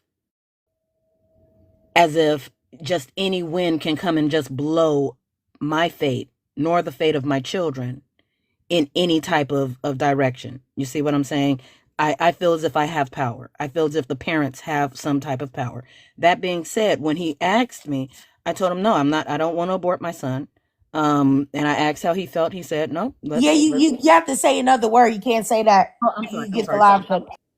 My apologies. I told him, no, I don't want to do that. Let's go ahead and keep him. And so we did. My son is now 18, in college, robotics engineering degree. That's what he's going for. Super intelligent boy. Okay? Super intelligent, super kind, super emotionally intelligent. And when I say he is so anti-red pill, I couldn't be more proud of my son than I could go on forever. But the point is, while I absolutely agree that there are some that should never see the light of day, because we see what the community is and we see how they have affected the community, I also know for a fact that you can't just say, oh, well, there's this possibility, and let's just act on that. Because if we act on that possibility, if I had acted on that possibility, this future robotic engineer would not be here. You see what I'm saying? He wouldn't be. If I had, so I'll just land there. I just wanted to agree with you that no, you can't just, it's a form of insanity to just say, oh, if it has a penis, get rid of it. All right, I got you, Amina. All right, I'm gonna go to I don't at the top, and then I'll go to Gabrielle. Then I start from the bottom back up. Go ahead. I don't even. Hi guys. So I feel like I can give a unique perspective on this situation because I do live in Cleveland. I was born and raised in Cleveland, Ohio. So to just touch on like what is going on and what it looks like to be raised as a youth here, it is very clearly a lack of everything. Like these children, I'm working with kids in our school system, they can't read. They're going back home to places where they don't even call these children by their name. They're coming into kindergarten, they don't know their name. They're not potty trained, they're not socialized, and they have access to the internet at a young age. The parents are, I mean, it's very sad. Like it's more than bad parenting. It's neglect. It's neglect all over the board from everybody. Like we talk about community here in Cleveland, where I am from, there is no community there. There's no watching over these children. Nothing. Like nothing at all. So we talk about like bad parenting and morally whatever. These people can't read. Like we got setting high expectations for people who have never in their lives been outside of the projects and where they're from. So you setting very high expectations of people who you can't expect that. And it's sad to see. It's like it's a tragedy, and it takes preventative, it takes conversations like these, holding each other accountable. It's very bad out here. I pray for these children because this is not new behavior, it's learned, and that's the last thing I'll say, that is learned. All right. I appreciate you. I don't even, I'll just say, I'm very familiar with Cleveland. I used to live there too, like long time ago, decades ago. And, in my opinion, Cleveland is a very depressed place. If you go there, it has a very depressed spirit on it. It's like people don't have nothing to lose, and I definitely believe a lot of that is a lot of people there feel like they don't have anything to essentially live for, and those people are having children and having meaningless intercourse, and then they are creating children that they don't pour into and they don't do anything for, and then those children are taking all of the frustrations and pain and anger that has been dropped into them by their parents, and then finding an outlet to put that on to someone and harming people. I will say I've lived in multiple different states in my life, and Cleveland by far is one of the worst places that I've ever been. No disrespect, you know what I'm saying, but I was there for a long time, so I don't really talk about where I've been because you don't give too much information on line. But yeah, I when they said it was Cleveland, I wasn't surprised, just by, like I said, the spirit. Like, I feel like every state has a different spirit. We're in it. Like, not try people gonna be mad at me, but I don't care. I feel like Georgia has a very strong state of sexual perversion there. It's a it's very pervasive there. Sexual perversion, people just doing whatever. It to me, it's a gross place, and you can feel that when you go there. I think Nevada, like, it has a very strong sense of like danger, perversion, that the bad things happen to people there. It's a state of like gluttony and people not caring, and people only caring about satisfying the pleasures of their flesh. I think Texas has a very strong spirit of like rage and anger. That's why Texas has the largest car accidents, because people don't want to let you over, be kind, or they just running out of anger, which is, they got a lot of pew pews there. Like, it's a lot of different, every state that you go to has a spirit. But I'm just saying, Ohio definitely has a strong, pervasive spirit of depression, sadness, anger, and a lot. And I'm not surprised that a lot of the kids act that way, because the parents feel that way. You know what I'm saying? It's a lot of poverty there, and but y'all get what I'm saying. But let me just let me go down to Gabrielle. Go ahead, Gabrielle. Yeah, thank you. And like, I definitely get what you were saying earlier, triggered about the thing with the boys. I definitely get what Amina was saying about her son. I think that's great for her son individually, but just looking at the collective, my only question would be, what is the solution to stop this rise of like misogyny, to stop the rise of violence against so many women and girls? I mean, like I said earlier, there's just so much of this stuff that I've, read about, that I've read about online, that like women I've come across in real life have told me their personal stories, and it just doesn't seem to be getting any better. I mean, even I don't know if it was Supervillain or there was someone in the chat who said something to the effect of like, kids are like not even watching cartoons anymore. They're just like coming across these streamers, and we know that these streamers are misogynistic. Like, we mentioned this stuff with like the boys going up to Sneak. When I did see that video of those boys like over a year ago, and it's like, when I saw that video of those boys saying that, I just wondered, like, what are the girls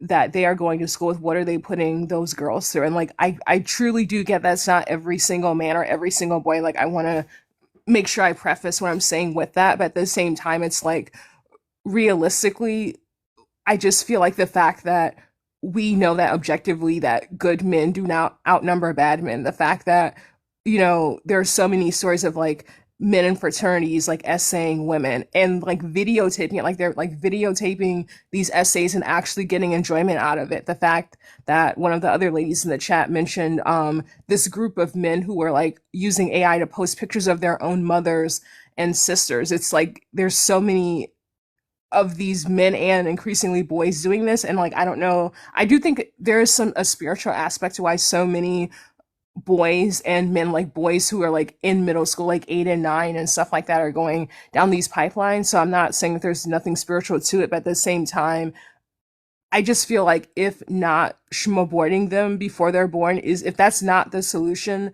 then what is? Because like, I just feel like what's happening now, like it's not working, and it's just going to lead to more women and girls being victimized, and more cases like what we've seen out of Cleveland. Like, that just seems to be the direction things are going. So I guess my only question would be like, what is the solution? But I'll just land there.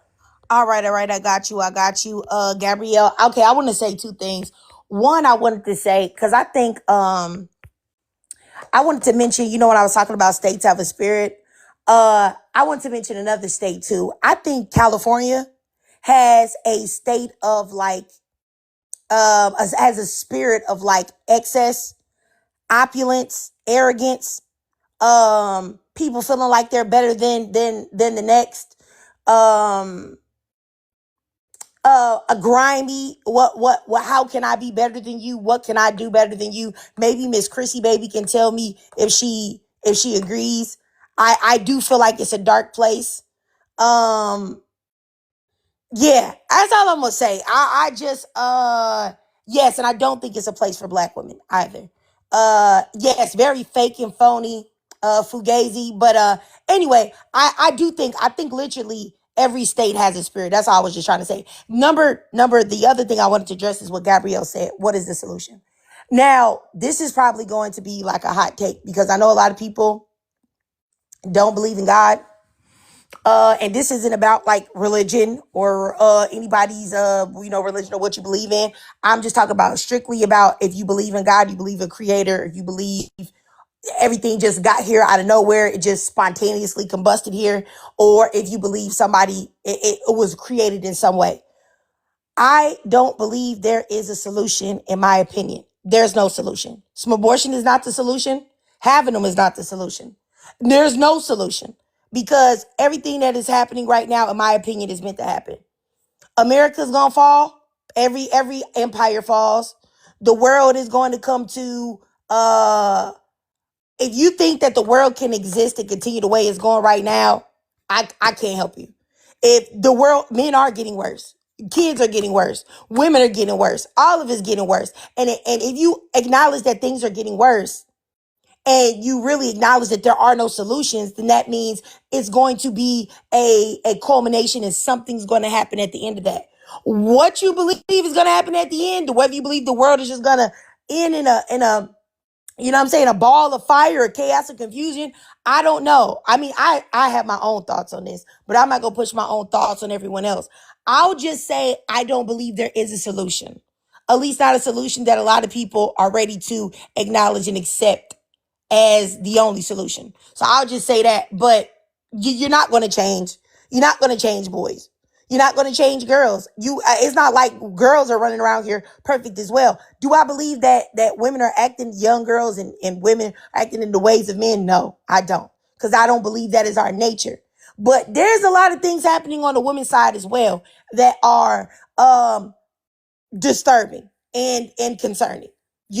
So all I'm saying is that I would like to say more, but I don't want nobody to say I'm trying to push nothing on them. So I'll just be quiet. But I'm just saying there's no solution. At least not any solutions that anybody would be prepared to do. And even if men were even to feel like there was some type of repercussions for acting up towards women, the majority of women aren't even emotionally set up to even do that. Like, women don't normally act out in extremely violent ways, are not normally extremely aggressive, are not going to put somebody in the dirt for the most of the time. So even the things that even if you took outside like something spiritual, or you took outside a creator and you just said, hey, let's talk about solutions from people only. Women are not capable and are not set up yet, and probably won't be for 10, 12 lifetimes after this to even get to the point to where they would be fed up. Nobody here on the panel would be alive when women got to the point to even act in a way that, if you're just relying on just women to do it, to even fix anything. Because women would have to turn into men, okay? And read between the lines here and act in a way that men do to get men to respect them. And for women to get that respect, who women are right now would have to unalive. You would have to change into something that the feminine can't even recognize, if that makes sense. And nobody is ready to do that.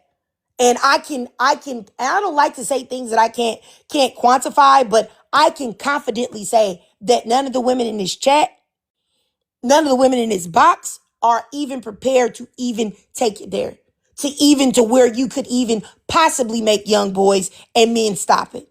But that's just my opinion. All right, let me go up here to Coach T and then Miss Chrissy Baby. Go ahead, sister. Hey, Coach T. Hey, Trig. Hey, sisters. You know what? This is such an on-time conversation because I was listening to y'all ever heard of Shay the Apple Store girl?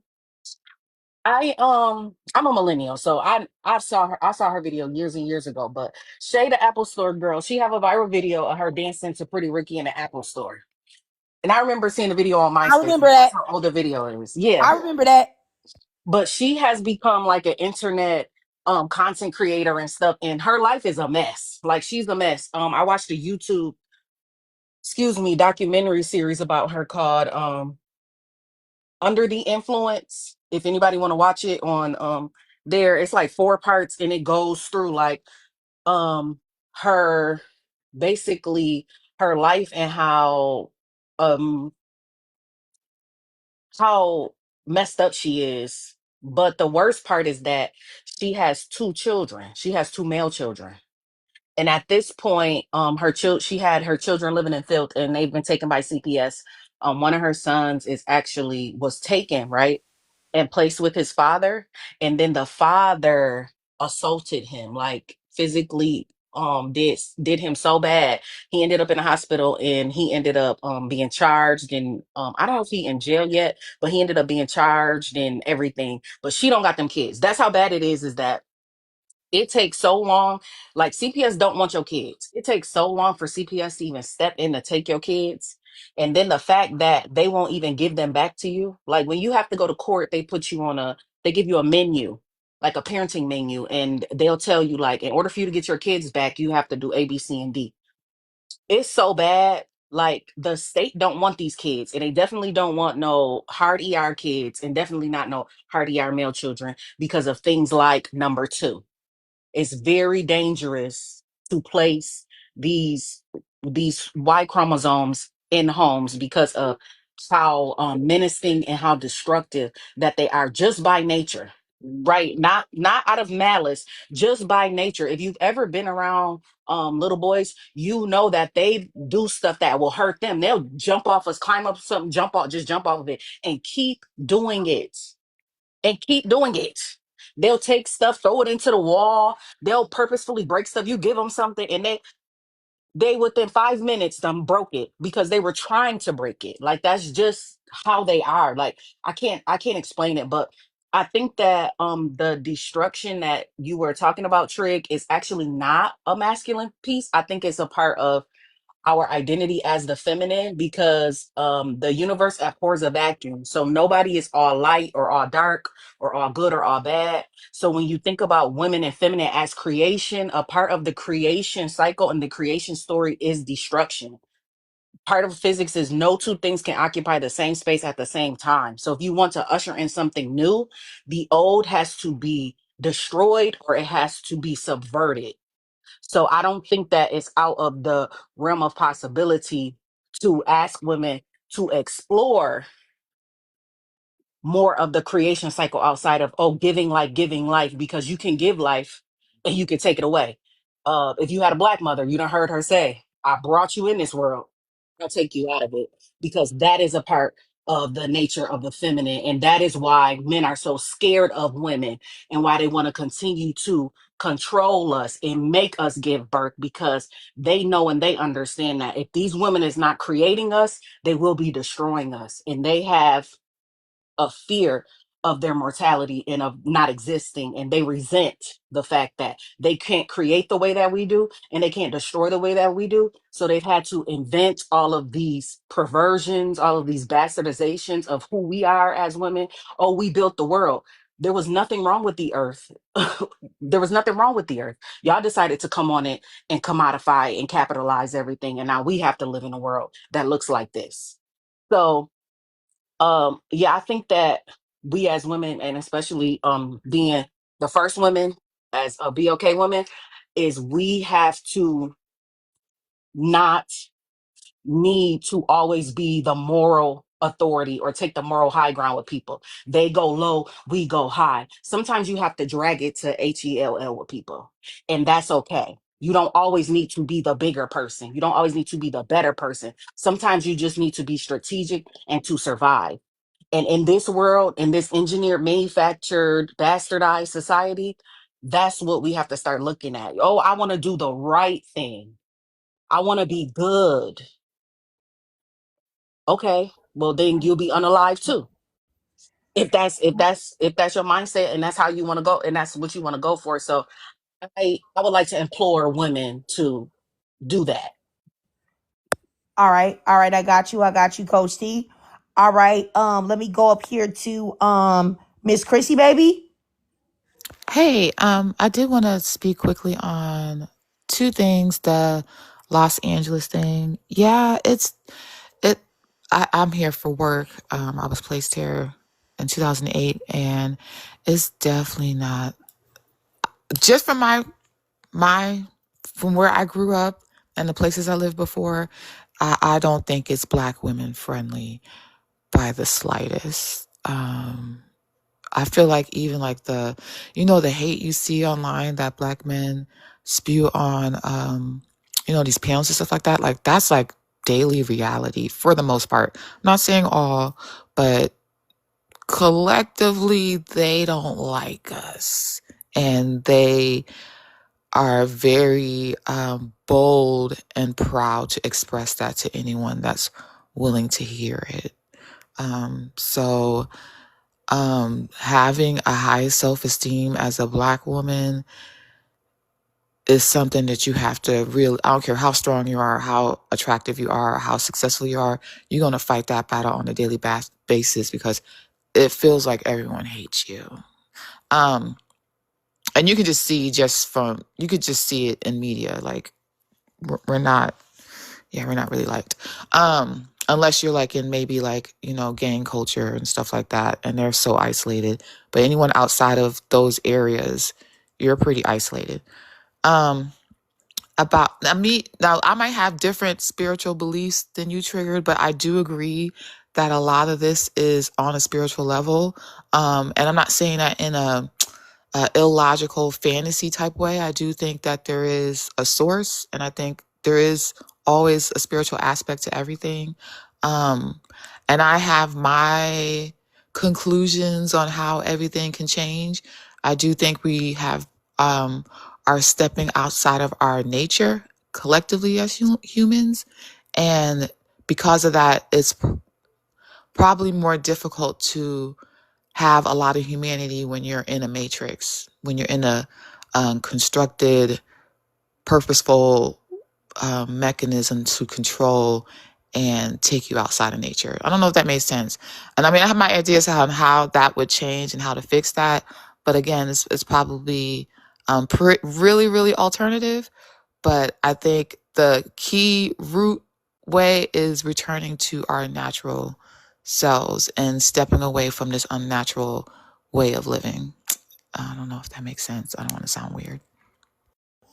No, you don't sound weird at all, Miss Chrissy, baby. I'm glad that you were able to give some clarity on what you were saying and also what you were saying about like California and stuff, because I travel a lot and I always like to travel like and go different places, and I actually like to travel a lot within the United States as well, which is why, I had mentioned earlier about all the different places that I've been, and that's just a few. Like y'all don't hear my breakdown on the different states in each state and what I feel each state's spirit is. Unless y'all do, I might make a video about it. But I'm glad that at least y'all, even like I said, you guys don't have to think like you like me as far as like religion or nothing like that. But I'm glad at least you guys see that there's something spiritual going on, something demonic is going on. You know what I'm saying? Because it definitely is.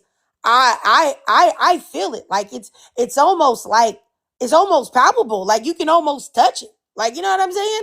Like I said, I didn't keep bringing up the live where we talked about, well, not we, where I talked about, Cartel Samuel's Mr. Marked Up School Desk face, like how the air was, you know what I'm saying? Like almost violent, that I was talking about that guy that does nothing but disrespect and degrade black women. So it's like, it's something, like, you know what I'm saying? And it was something that was against women. Like, it was like a demonic spirit, man. It's it's crazy. But anyway, let me just keep going, y'all. I appreciate all of you guys' different perspectives and stuff. It's interesting to hear it, and I appreciate you guys. Let me go up here to Calandra, excuse me, and then Black Barbie. Hey, how you doing, Calandra? Good, Trigger. How are you? I just want to say, for me, I'm a public school teacher and I teach high school, and I'm going to say it. People out here do not raise their kids. I really hate to say it, but the way some of these kids act, it really just gives they're raising themselves and they're navigating life by themselves because and like I had a parent teacher conference with this parent, and she was a black woman and she has a son, and we were talking about how her son acts and stuff, and she was like, I don't know what else to do with him. Like, it's starting to feel like it's not my problem. And I just looked at the counselor and I wanted to say, as a parent, when you decide to have a child, it is your problem to figure out what's going on with your kid. Like, you don't just get to have kids and not be there for your kids. Like, I'm sorry. That little girl that got attacked, that was very sad. I saw the news story of her mom crying today, and that's just so sad to see that little children that small are out here acting like that. Everything goes mindset and ruining kids. What do you mean by number 3?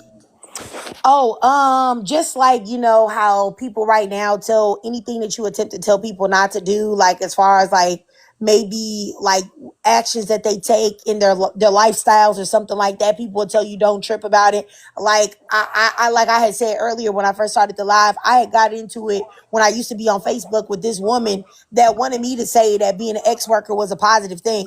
And that to say that it's not a positive thing is to put down all women. And I'm like, bro, in no way, shape, form, or fashion is having random men pay to run up inside you positive. It's not. I don't care if you're paying your bills with it or not. That's not something good. And I don't think that anybody wants that for their daughters. So I just mean like how people try to make it like everything is okay. Oh, I understand what you're saying. I definitely do agree that that's ruining kids. Like I said, I teach high school kids, and I probably see like 14, 15 years old with a full sleeve. And I just think to myself, like, wow, that's interesting. Like, I have several tattoos, and I tell my students all the time, I got all my tattoos after I was 18 years old. I do think that that's ruining kids. But I feel like the problem is that children nowadays are being raised by people that probably didn't want kids, probably was getting it on, got pregnant, because like I said, I teach high school and I ask students all the time, Miss Cook, my mama don't care. And I be hoping they be joking, but I really feel like they might not. Or the gray areas is saying anything.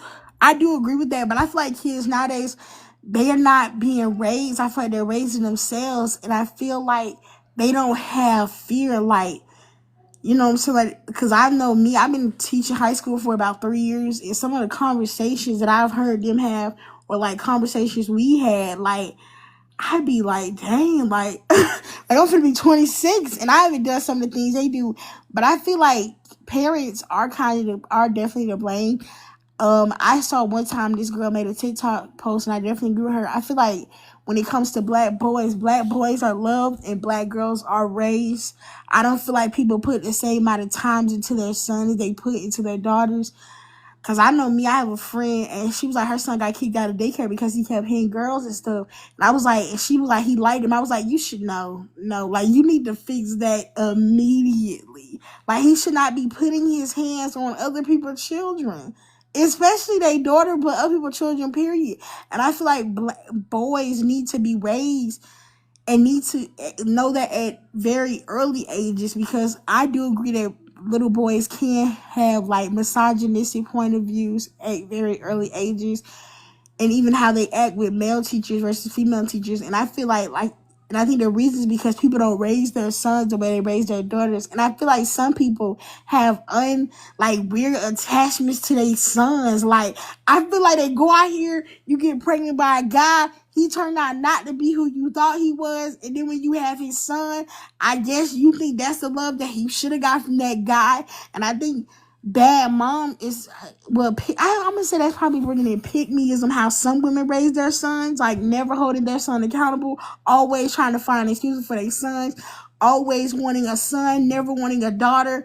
I think all that is raised in pick meism, and I think, like for example, Trigger. I don't know if y'all saw that video of that woman holding that little baby boy, and I don't think that little boy looked more than 3 days old, and she talking about I finally understand the love to have for a child, and she had two girls, and I'm thinking to myself, like, you're not concerned that your daughters might see this one day.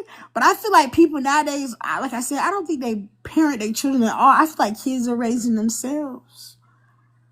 All right, I got you. I got you, Kalandra. And yes, I did see that video, and that blew me, period. And I just want to say real quick, and then I'll get up here to Black Barbie, is that Coach T said in the comments that the white T parents aren't raising their kids well either. You're absolutely right. A lot of the young white girls, for some reason, white T people have managed to brainwash a lot of people that white T girls and white T women are somehow like these virginal, pure women, and a lot of them be the low down, dirtiest, nastiest, get on their knees and blow somebody's nutsacks and don't know them from a can of paint of all time. And that's something that we don't talk about. And also we don't talk about a lot of the violence and criminality of white T boys. Just now, a high school student, white T boy from Wisconsin, he unalived his parents as a plot to unalive the president. Okay? That's what the FBI said. And he unalived his parents. And then when they look at his phone, he got a whole bunch of neo-Yahtzee stuff in it. He's in a neo-Yahtzee group and praising Hitler and all of this other stuff. And that's what I'm talking about. Like, so it's not like the others are wilding out as well. Like it's really bad out here as a whole. And Coach T was definitely right. But let me go up here to Black Barbie. Go ahead, Black Barbie. Let me start your timer, sis. Go ahead. Can y'all hear me? Can everybody hear me? Yes, ma'am. Okay, so I think that bad parenting starts, the lady or the queen underneath me made a good point. A lot of times girls are parentified, little girls, especially the firstborn daughter, usually parentified, adultified. Like she can't have a boyfriend till she's 20 and out of my house, but she sees her brother who's a year older, you know what I mean? Got women over every other night because, people like to raise their daughters, but people coddle their sons. People love on their sons. And it's beginning to be an issue. Like it's a huge issue. First of all, also, I mean, a majority of the population are basically illiterate, right? So you got illiterate people because most people can't read above a grade 7 grade level. And those are the people that are having kids. So I think a huge part of the problem is the wrong people are having kids. How are you functionally illiterate? You can't read past a grade 8 level, but you think you're going to be a good parent. Like, how do you think that you're going to be a good parent, but you were never, you know what I mean? But like, there's also a lot of women who put their men over their children, who have different men in their house every other day. Like, there's absolutely women that are letting their boyfriends touch on their children and do whatever they want to their children. Like, you know what I mean? Like, so it's kind of like, so I definitely don't really know the answers other than I just don't know how we would implement it. But parenting needs to be seen as a privilege, and right now it's not. People see being a parent as a right, like, and it's not a right, and it's bothersome. Like, just because you can have kids doesn't mean that you should. And I actually think that there should be a test before you could have kids, because most people would fail it. Most people have no business having children. Most people don't have the intelligence level. Most people don't have the emotional level. I mean, there's parents that literally think that they need to beat their kids to get their kids to listen. You know what I mean? I mean, we're still dealing with oh, she's fast. No, you have groomers around your daughter. Like very many women are very much like that. I mean, I've always known. And I thought everybody was on the same page. Men have always been women's oppressors. Men don't love us. Men don't respect us. They see us as things and objects to be bought and sold for their desires. Men have been our oppressors since the beginning of time. Men are currently our oppressors and have always been our oppressors. So it kind of makes me angry when I hear women like, oh, but I have a good one. Oh, all men aren't like that. But because you never smash your head up against a washer and dryer, I don't trust men. I don't like them. They've always been I'll, bad. And I don't know why women keep giving any men passes. I'll give you another minute, Black Barbie. You can go ahead. Oh, you know what? Honestly, that's I don't need the other minute. That's kind of all. I should have had my Oh. thoughts squared away. That's all I needed to say. Okay. All right, I got Yeah. you. I got you. I appreciate you, Black Barbie. Okay, I did want to respond to Natural Lee in the comments. If you're still here, sis, Natural Lee had said why do we have to like bring up white tea people? Like she said, it's the same thing. Like when people bring up Diddy and again, and Harvey Weinstein and all that. Well, I'll just say, I can't speak for nobody else or whatever. But I'll just say for me, sometimes I do it because a lot of times in the black community, there are black people that will always be like, look at us. Look at what we doing to each other. We black people, we unaliving each other. We black people, we being mean to each other. We black people, we doing this, that, even though everybody else is doing the exact same thing. So when you make it like it's just black people doing it, it makes it seem like there's inherently something wrong with black people that is not wrong with everybody else, as opposed to saying that this is a problem amongst humanity in general, not just a problem amongst black people. So I think that's the reason why, I say it sometimes, because I don't want people to make it cause sometimes like if you ever see people on the shade room or the neighborhood talk or something like that, and you'll see how like people that talk about celebrities and stuff, there'll be black people that be in the comments and be like, look at how y'all talking about Beyonce. Nobody would ever talk about their people like that. White people don't do that. And I'm like, are you dumb? Yes, they do. If you go to TMZ, Perez Hilton, all of these other sites where they talk about celebrities as white people, they absolutely do the same. So I just think that sometimes it's just good to put it in perspective that it's not just black people doing these things. Like, it's not just black men beating the brakes off of black women. Now, once again, I do believe that black men have their own unique problems, and there are certain things that they do that nobody else does. And I say this all the time, prefaces by saying the self-hatred and encouraging other races to down the women in their community and uplifting other people and races and put them on a pedestal. That is something unique to black men. But everything else, the violence, the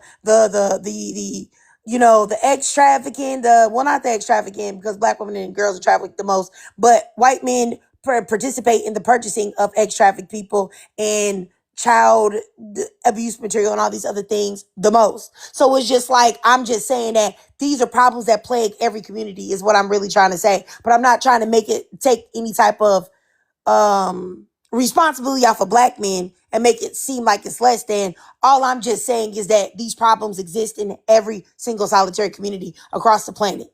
So to make it like it's just us is, you know what I'm saying? I don't know if Naturally is still here. If you're still here, sis, let me know. But that's all I was saying. Like that's why I said it. But I think Coach she was the one that said it too. But like I'm sure she meant the same thing. That's all.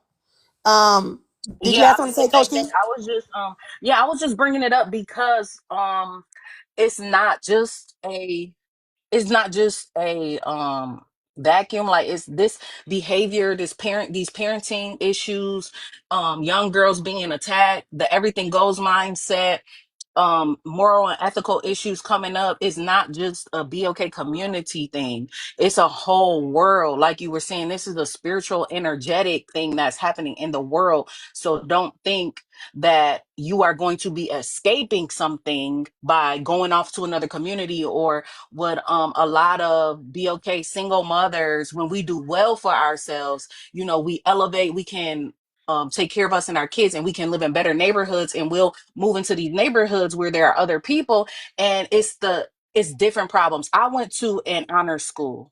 I went to a school for all of the smart kids, and so within that there were children from many different types of families, different neighborhoods, different socioeconomic levels. That opened my eyes to understanding that YT people issues, they still have the same type of stuff. It's just at a different level. Like it's the same type of problems, it's just at a different level. So don't think that by you taking your BLK child, specifically your son, into another neighborhood, that's going to change something, when you're going to keep seeing the effects of misogyny, misogynoir, patriarchy, and and all of the other isms. Like they have these same problems, and it's simple stuff. Like I always get into it with my 15-year-old. She's in high school. She goes to like an honors mixed school, and she'll be mad at me because nobody else parents care about them doing their homework. Nobody else parents care about their assignments not being turned. Nobody else parents care about all of this stuff and having consequences and expectations. But she upset because she the one with the BOK mom who don't play like that. So it's a world issue. And when we're talking about preparing our children, we're talking about trying to be better parents and good parents for, when we talk about preparing them for the world, you're going to be sending your children out into the world with people who were poorly parented, no matter what. Like these parenting issues are just, it's sad. It's everywhere. And it's being even more popularized online. Oh, it's okay to be a bad parent. It's okay. Even the lady whose house is filthy. Like, how are you online talking about normalized dirty homes? No, a child should never have to grow up in a cluttered, dirty, filthy, messy home. Never. Like that should never, that's something that should never happen. Offer your comfort or your discomfort as a parent. You want your children to be living in filth? Like it just, yeah, it just don't make sense. All right, I got you, Coach T. And yeah, I just wanted to say to Natural Lee, in the comments, I'll just say that another thing is that, you know, white tea people, they are more covert about the issues in their community, because what they do to throw off the things that they do is they always talk about black people. That's why you saw Schmarley Schmirk always talking about black people, black people, black people, black people, black people doing this, black people doing that. But then he got his neck popped off by somebody white, because they're never focused on who their true enemy is. They're focused on black people. And that is the problem that I have. And I know a lot of times when people, you know, black women, which I understand, that are upset with black men, you know, come up and talk things about white men and say things, I always push back against it. And it's not because I have any type of secret, deep down loyalty to black men. It's strictly because I know how white tea people like to play in our face. And I know how they like to make it seem that we're the worst of the worst and everything that we're doing is so terrible and they're so perfect and they're not doing anything. And I don't like that. I'm never uplifting white tea people, period. Honestly, if I have to lift up, if I had to be nice to a black man that I didn't like before, I had to be the uplift the white tea person, I would choose the black man all day long. I would not, just never would do it, because I just can't. Not historically, people that have done all of the things that they have done. And I really feel like if you can feel any type of way about them positively, you can't be educated on your history. It's just like, no, and I'm not nice to men at all either, Miss Chrissy baby. That was just a crazy example, but I'm just saying an off the wall example. But no, I'm not nice to men in general. But I'm just saying, like, I feel like you can't be aware of your history. There's no way you can be completely educated about the history of black people. And even if you want to say forget black men, there's no way that you can be educated about the horrors that black women and black girls that they have undergone at the hands of white men and white women, and ever place yourself in a position of defense of them, even allow them into your space. Like I saw it live where black women were talking about, do black men deserve black women, right? Why you're having that conversation, I don't know, because we know the answer is no. But I saw half of the people in the boxes were white men. And I'm like, why are you talking to white men about this? Are y'all nuts? Do you think that white men will have these conversations with your black behind? Huh? Do you think that white women will have these conversations with your black behind? No, they would never talk to you. But you got to be the biggest coon in the entire world and go over here and coon and let these white people give their input on your community. That's disgusting. I blocked every last person I saw in there. I block every last person. I say, if I see you cooning, I see you having a conversation about black people and you got white people involved, I'm blocking you, because what the is you doing? You're a coon. You are a coon. And I don't associate with coons. I don't even want you in my life. I don't want to hear your perspective, because get away from me, before you infect me with your coonery. No. So all I'm saying is, and I just want to say this quickly. We talk about SA. Just a quick fact for you guys. Right now, I'm at where I'm at is the USSC.gov. Quick facts for SA offenders. Okay. So the top of it says United States Sentencing Commission. 93.6 of SA offenders were men. Do you know the percentage of SA abuse offenders that were white men? 57.5%. 57.5% were white T, 16.1% were black men, 12.1% were Native American men, 11.8% were Hispanic men, and 2.5% were other races.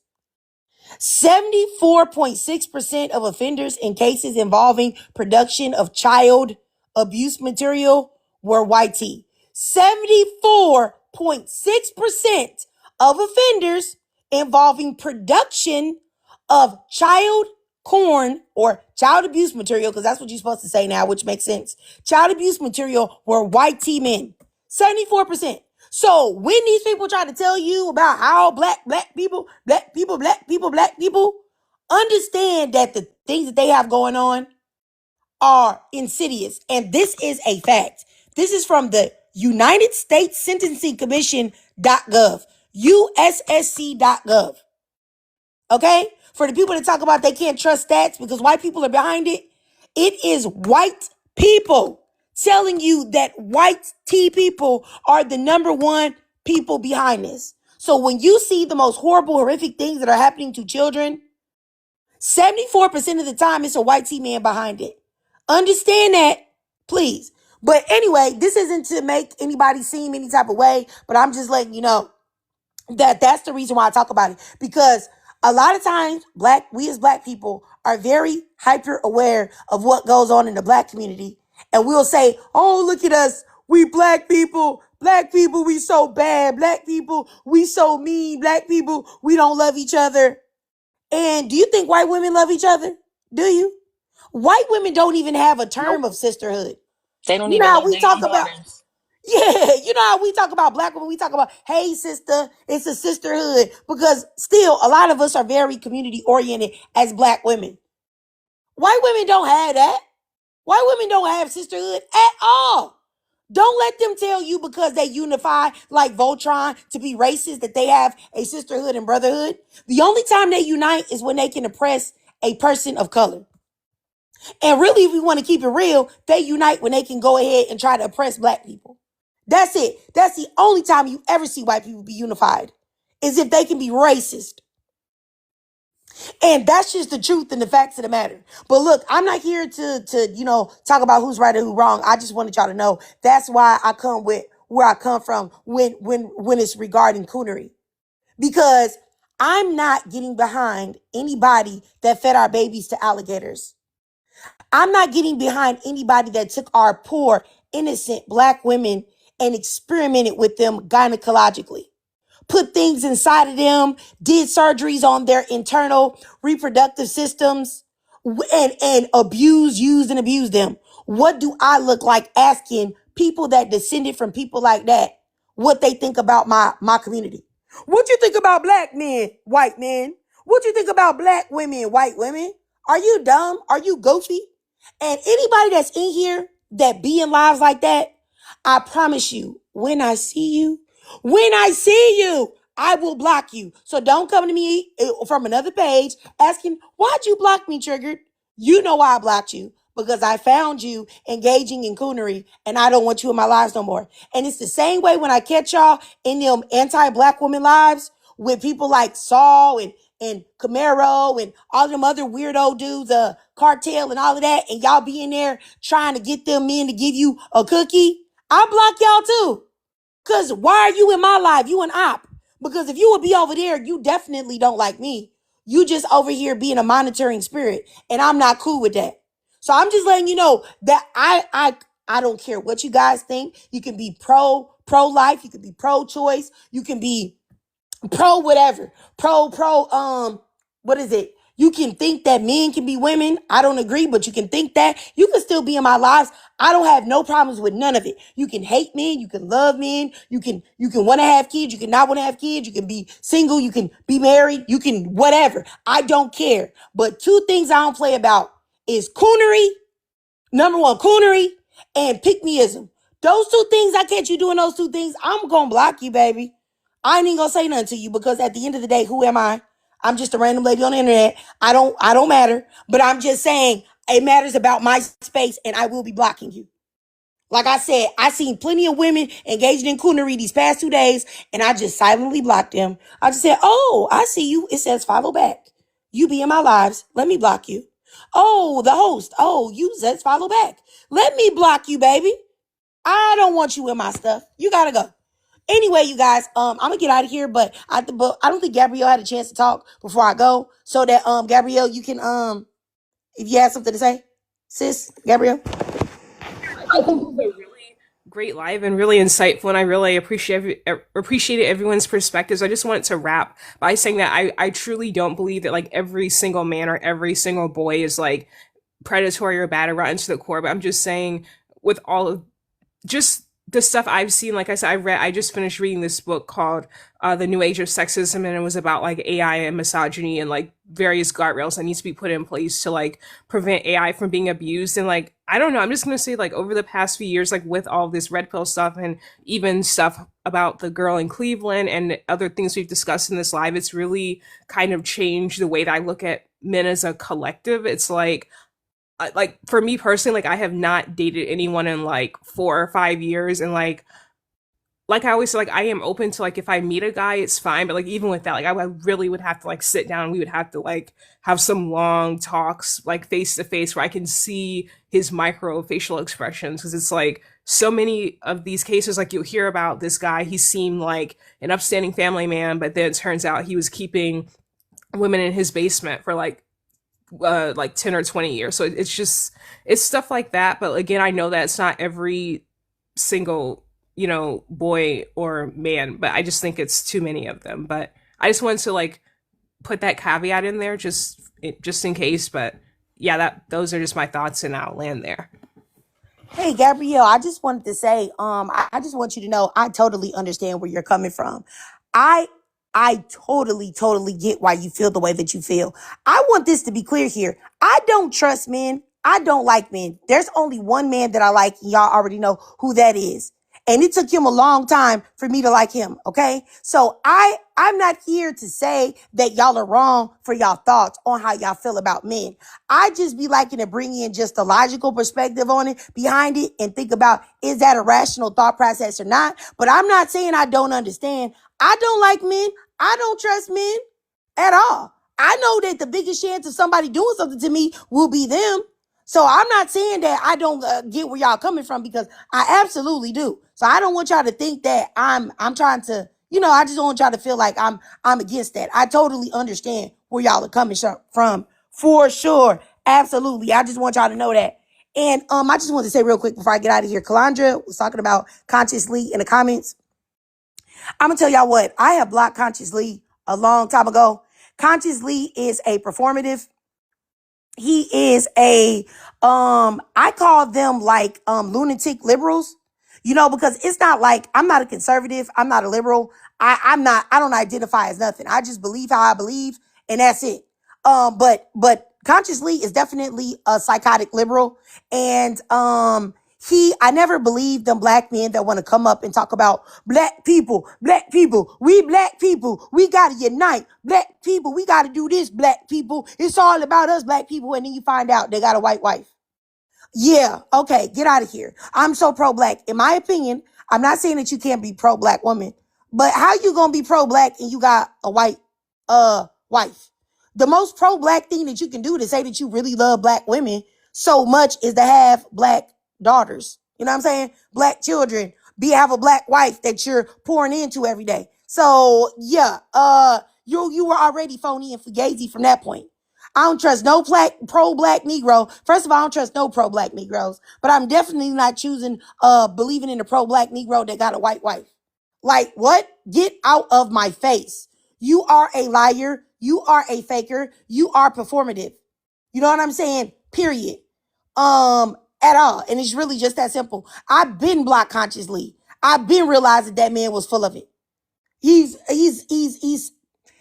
also bought and sold. If y'all don't see the way this man make his content, that he is bought and paid for, he is a mouthpiece that is being used to mislead the black community. I just don't even know what to say. And it's so sad that so many black men specifically, have made being pro-black a joke. Like, pro-black don't even mean nothing. Like, it's so terrible that I don't even want to be, I just say I'm pro-black woman. Pro-black woman and black girls. That's it. I would never be out here saying I'm pro-black. And I used to believe that I was. I don't identify as that anymore because black men have completely ruined that. The same pro-black men that talk about, oh, yes, you are the race of your father. I'm laying up with white women and having biracial babies, but them babies is still black because I can't come to grips with the fact that I'm a self-hating Negro that had biracial children because I want to erase my blackness. But now somehow they're still black. Man, please. Yeah, all I'm saying is Conscious Lee, public defender, and the rest of those Negroes that have white women, that they sleep white, but want to build community with black women and have black women be their mammies and mules and pay their bills, disgust me. I don't respect none of them at all. None. And definitely don't respect Dr. Umar.